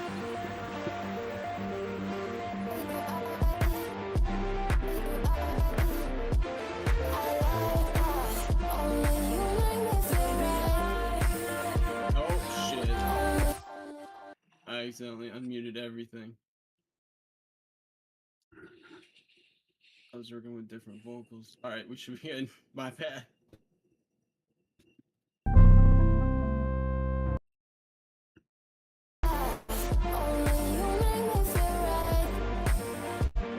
Yo, Nick, I'm almost imagining those notes. Those sound a little bit too low, bro. Maybe a little bit low. But I like the little thing you got going.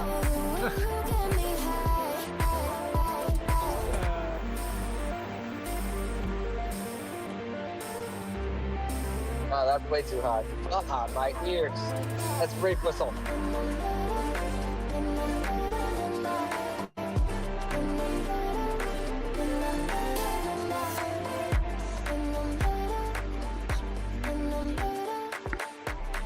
Like that.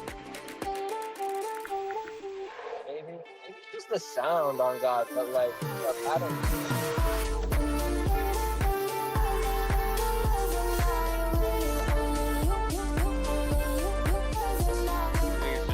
Yeah, I think it's just but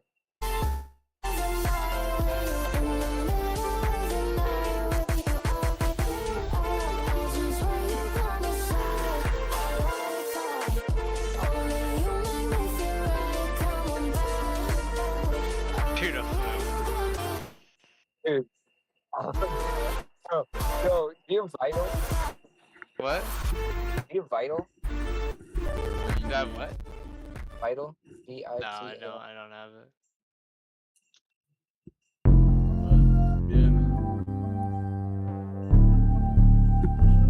Jake, what's Loki vital? sounds cool.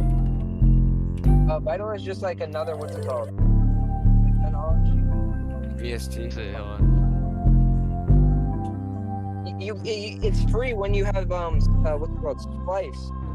I swear you have it. Is it a VST? Yeah, the VST.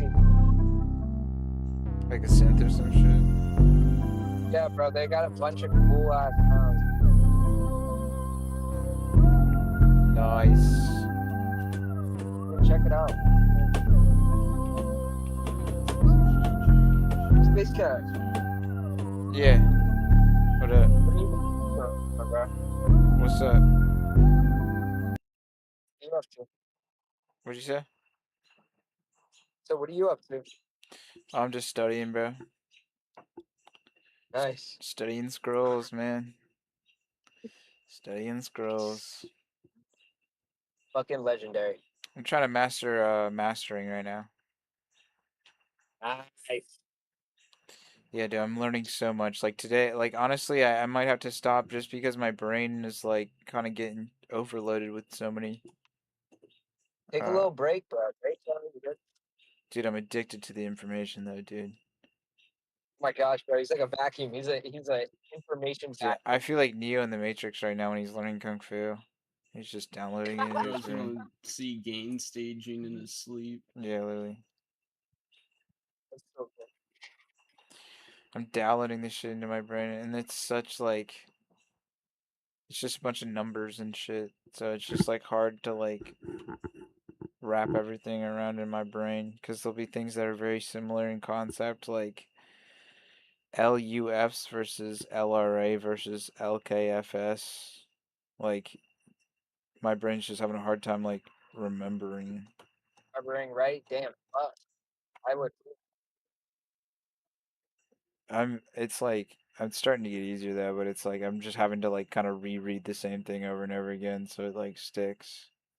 I'm trying to figure out like what the because you know these like Grammy producers like they're all like they have like a checklist of like numbers they're trying to hit to optimize for the streaming services, and I want to know what those numbers are, but there's so much of this. It's so like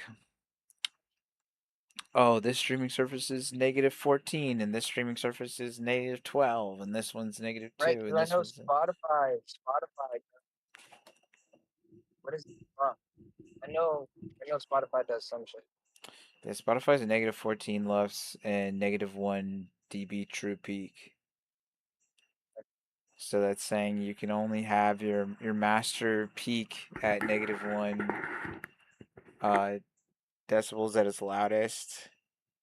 And then for the lufs, which is like perceived loudness, it can only be negative 14. That's why SoundCloud's the GOAT, bro. They don't know nothing, bro. SoundCloud Really, is they the just Wild let it West, ride. bro. They just go, "Hey, if They you let would, that shit rock, if bro. you Yeah. play this song, it's gonna break your speakers, but go for it." Yeah, bro. They let that shit rock. They That's actually do, crazy. man. That's I scary as always fuck. put my song on there and just listen to it on Is that private. I'm like, true? hell yeah. There's no Well, way. I mean, like I listen to it back and forth, and I'm like, to me, it sounds that way. It sounds like it's the same exact shit. True peak. Bro, I like Maybe they do something to it. I don't know, but to me, it doesn't sound like it. SoundCloud's official loudness target is negative 14 lufs, integrated with true peak ceiling of negative 1. So it's the same as Spotify's. And That sounds like and cap though. That 16-bit just feels like cap. FLAC. Seems like it's the same as Spotify. 16-bit filet mignon. Yeah.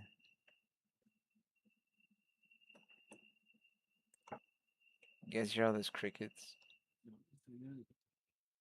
Nah, you'd have to talk more for me to hear him. Cricket. Cricket. Bro, this is gonna be so tough, Nick. This shit's already something.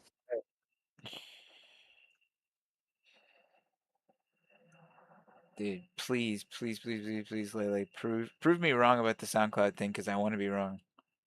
but it seems like To me, it sounds like it though. that to Like me it might would. say that, but when I listen back and forth, it sounds the exact same. I'm listening to shit I have in SoundCloud and then also in FL, and it sounds the exact same. Well, you might just be meeting the metrics. You know what I mean? Well, then that's fucking fire if I am, bro. You know what I mean? You might just be meeting the I've left. just accidentally goaded and I don't even Yeah, know it. exactly. I think it's something that you need to do some pretty significant compression and gain increase to exceed, but shit, maybe not. I wonder why not 24-bit. Yeah, no, literally. I think it's like literally just like maybe the codex is more expensive to run because that's how it is. It's like the reason why they all have different discrepancies is because they all run different audio codecs. Mm-hmm. So the way in which they're like playing off the audio is all different engines, which are like so like Tidal. That's why Tidal is like lossless. Like that's like you can put the highest quality on it because they use like a really expensive codec. Mm. It's different Yeah, I from wish they all Spotify. used the same shit, bro. It would Me be pretty too, cool if bro. they did. I think Spotify is just the cheapest one. I'm pretty sure. But I think W. it's maybe like cheap and expensive isn't the right terms to be using. Maybe it's just like kind of like similar like CPU and GPU. It's like one's faster and the other one's higher, like Yeah. a larger file, slower. I don't know.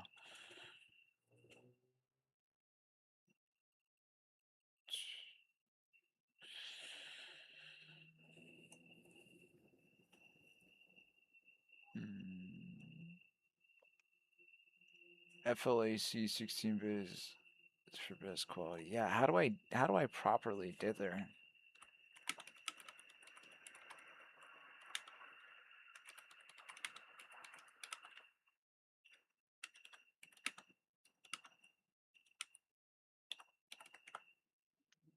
My shit's hitting 7 loofs. There's no way this shit's not getting hit by SoundCloud though. Your shit's hitting negative What? 7. Yeah. Negative 7.4 is what it's hitting. Yeah, that's pretty loud.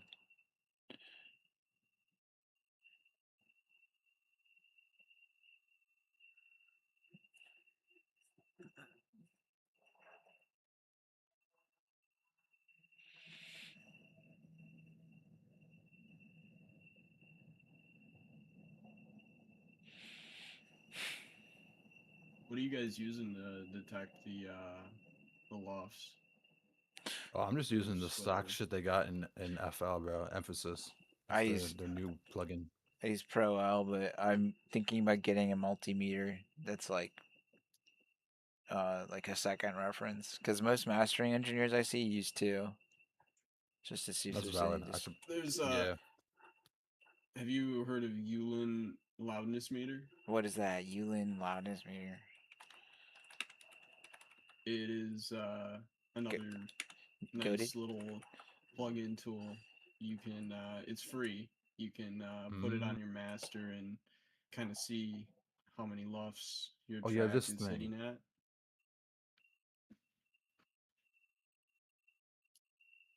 Yeah, is integrated the normal one, or is like integrated like the standard?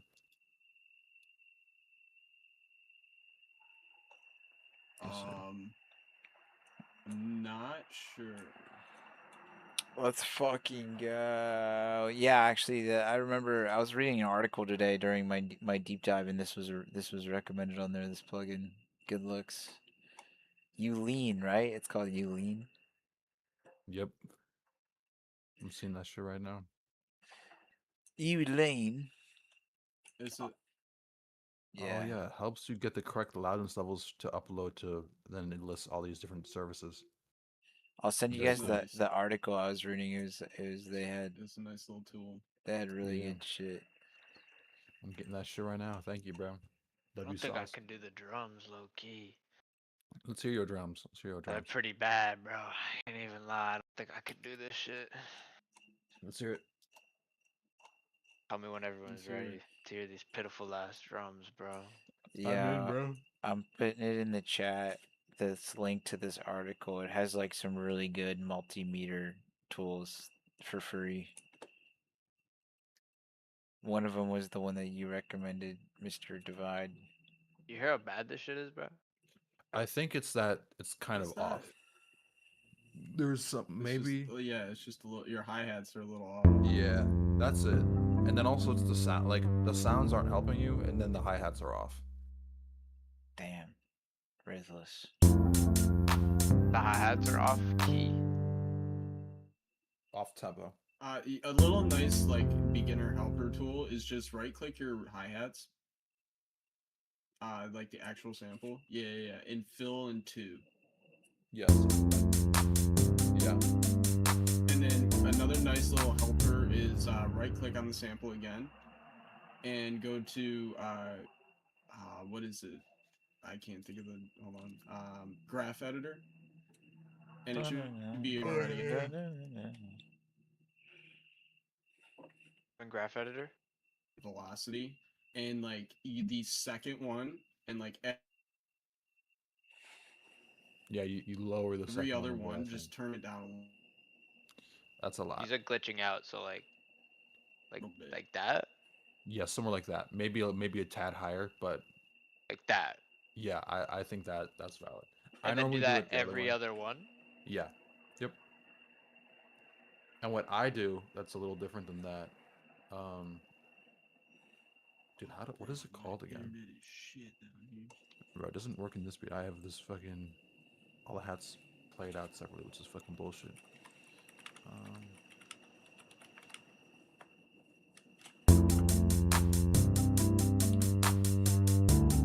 I go piano roll, tools, randomize. Yeah. Okay. So in your Wait, hats, Zach. go right. Open the piano roll for the hats. Right click piano roll, Call. and then tools, which is that gear that you were just at, or the wrench, and then randomize, and then I randomize the velocity a bit.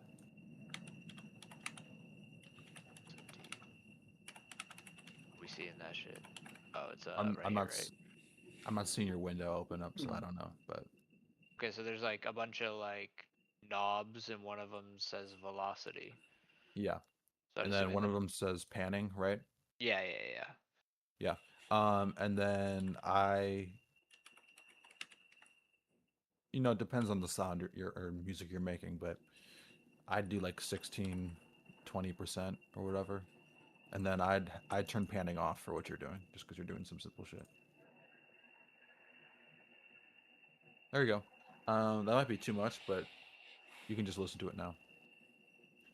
You also randomize the. What the hell is that? Yeah, you randomize the pitch.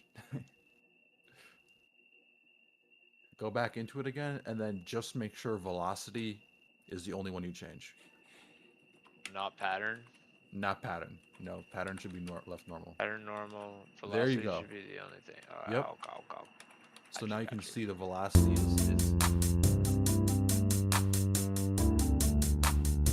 And I do this for my music just because I have a lot of sounds that are all over the place, and I see how it works. Yep. But yeah, for what you're doing, just doing like what he said, like a pretty simple 2-step is probably the best.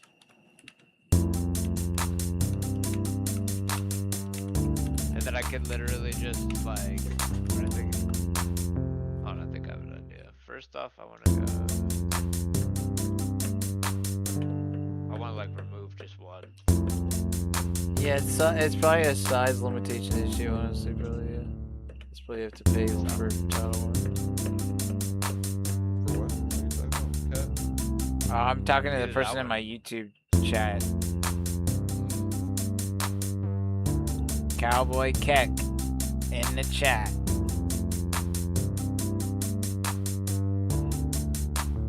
Should I remove this one as well? I'm not tapped in. Play it again. Just curious. Yeah. That works. Yeah.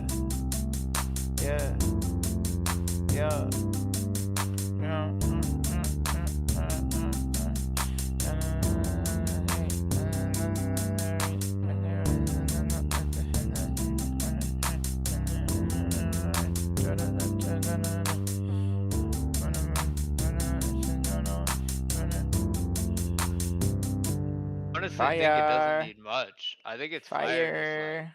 without a lot of stuff on it. You know what I'm saying? Yeah, I mean sometimes that's the sauce. Like what I have in my beat that the song I'm making, I have what like three different sounds for my drums, and that's it. Right. My shit's like as simple as yours. Yeah, bro. Honestly, the simple ones sometimes just make it easier to rap on.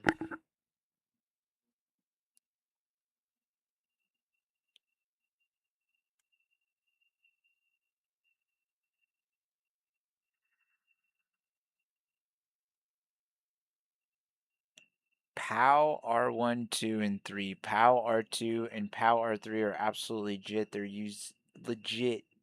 They're used in commercial CD production and broadcasts. Interesting.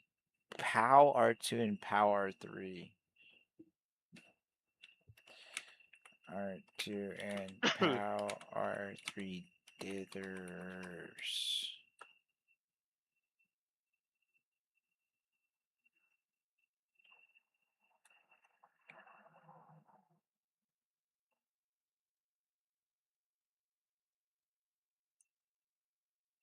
Yo, What? question. How do you do a mic track on FL Studio? Like how do you record like vocals on FL Studio? Look at my screen, bro, because I got my vocals going right now. Just like how do I get like to like if I'm like because my main setup for like recording vocals is all the way back at home, Hmm. but I could use this stupid ass gaming headset and then just throw a bunch of like compressors and like all this shit on it to make it sound like I'm like Yeah. make it sound fire. But Hmm. um Yeah. Look how at do my I set screen for a up just second. like the mic? Yeah, I'm looking. So basically the simplest thing is like on any insert you have, go top right. Okay, okay, hold Um, on. Let me get this going here so I can be with you. yep, So channels, yep. Go to your channel rack or your mixer. My bad. okay, and then go to like an open one. Yep, go to an open mixer, and then top right, there is none. There's like a little black rectangle that says none in it. Yep, Click yep, yep. none, and then you should be able to see stereo and mono inputs, right? Yes, I can see the stereo and mono inputs. Yes, Cool. Yeah, do in one in one in which in the mono or the stereo. mono, and then you got your mic on top. Ow, my ears, bro. Holy shit. That My was bad. That insane. was it. That was so insane. That just destroyed my eardrums, bro. That was absolutely. I'm What, so sorry that that happened to you guys, bro. what Oh the my god. fuck was that, dude? I'm Should have never got in opening up your panic, bro. At stream least I could ever turn that again. shit down. The fuck was that? Why Okay, is it so loud? Oh my so god. slowly raise it up. I'm scared, bro. I don't even want to You'll touch be it. good. You'll be good. Raise it a bit. You'll be good. Yep. Brother, It's loud. that It's was really loud, bro. that was For how quiet that you have was it, bad. it's That was insanely insane. loud. Why? Raise it up a bit. Raise it up a bit. You're so loud, bro. You're yeah, you're Uh, so fucking loud. Even like right now, like bruh. That sounded what bro, like is you got going on? you from the got your ninth B layer of bro. hell, This dude. is you, bro. Your This is input's this so gaming fucking loud. headset is That like? was the worst Yeah, sound I ever heard. your input is probably like 20 dBs, bro. You're fucking Oh my god, like bro. I'm not gonna be screaming. able to record on this shit. How am I gonna, dude? What the Holy fuck? What am I gonna fuck. do? I'm cooked. Does it sound bad in the Discord? You sound okay in the Discord. I don't know what the issue is. This is crazy, bro. That's the craziest shit I think I've ever heard. You don't sound like you have any background noise. I guess that's like Discord noise suppression though. That's not. So I don't know There's what no you way really it's sound that like. strong, bro. Yeah, there's no way though. All right, raise it up a bit, bro. I don't even want to touch it. Wait, But if you are gotta you make using an Apollo or like some No, kind I'm of? using a gaming headset, bro. Oh shit. Like Okay. I'm telling you, bro, I like Jake gave me like a small like he gave me a Scarlett Solo so I could like take to my apartment, and he gave me a mic, but he didn't put an XLR cable in there, bro. Oh, Mm. damn. What a goat. So like I can't even do anything now. Bro, you just go get an Raise it XLR up. cable. Raise it up a bit, bro. That's the Raise it up a cheapest. bit. We'll That's the see. cheapest thing there. Dude, I don't like I'm just I don't know. I haven't gone to go get one yet. Bruh. Oh shit. Dude, I don't even want to raise it. It's so bad, bro. Holy shit. Like I don't even think we could solve this. Like look. Hello. Raise it a bit. A bit more. It's up. This is literally just me talking. Like this is you can hear that, right? Yeah. That's fucking crazy. What the fuck? Try the other maybe you can't do this input. Try a different input. Try input 2 or try a mono Everybody one. turn down their volume real quick. I don't know what's gonna happen. Yeah.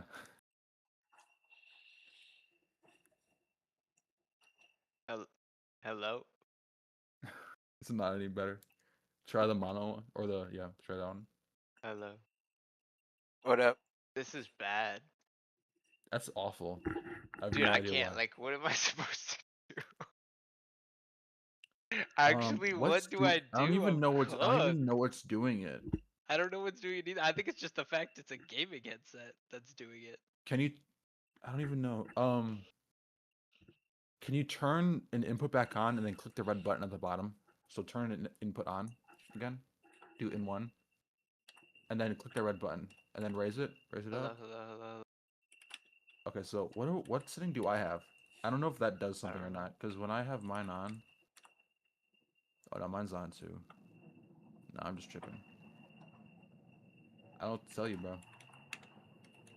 But you got I a don't. mic. You got a But mic though, still. bro.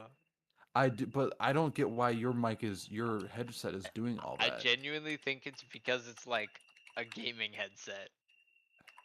Well, that shit you can't I record. genuinely think this shit is like the cheapest of cheap Chinese products, bro. But I don't get why you don't sound bad in Discord. That's also what I don't understand. That is the But thing I'm having trouble comprehending as well. maybe Discord has the best compressor alive and we don't even know it. Maybe. I mean, is that actually what my fucking microphone sounds like when there's nothing like compressing it? I was just like raw Maybe. microphone. Like that's bad. Go to your settings and see if you can turn anything off. What, like computer settings? Discord settings. Gentlemen, Uh-huh. I will I'll be tuning in here again sometime. I just had some family come home, so I'm gonna go say hi to them. So Later, dude. All right. All right. Peace out, bro. Have a good night. So, bro. yeah, you guys have a good night. Bye, dude. Hello. All right. So this is. I think I'm. Wait. You go to Okay, voice and maybe. video and then Can you noise hear me? suppression. Did Yeah, anything we can. change? No, I don't think so.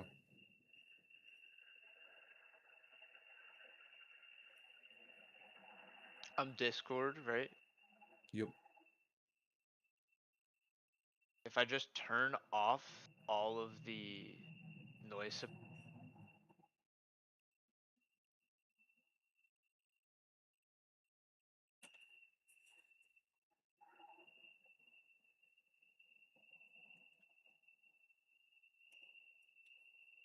I can't tell if you're saying something if Discord cooked you or not, bro.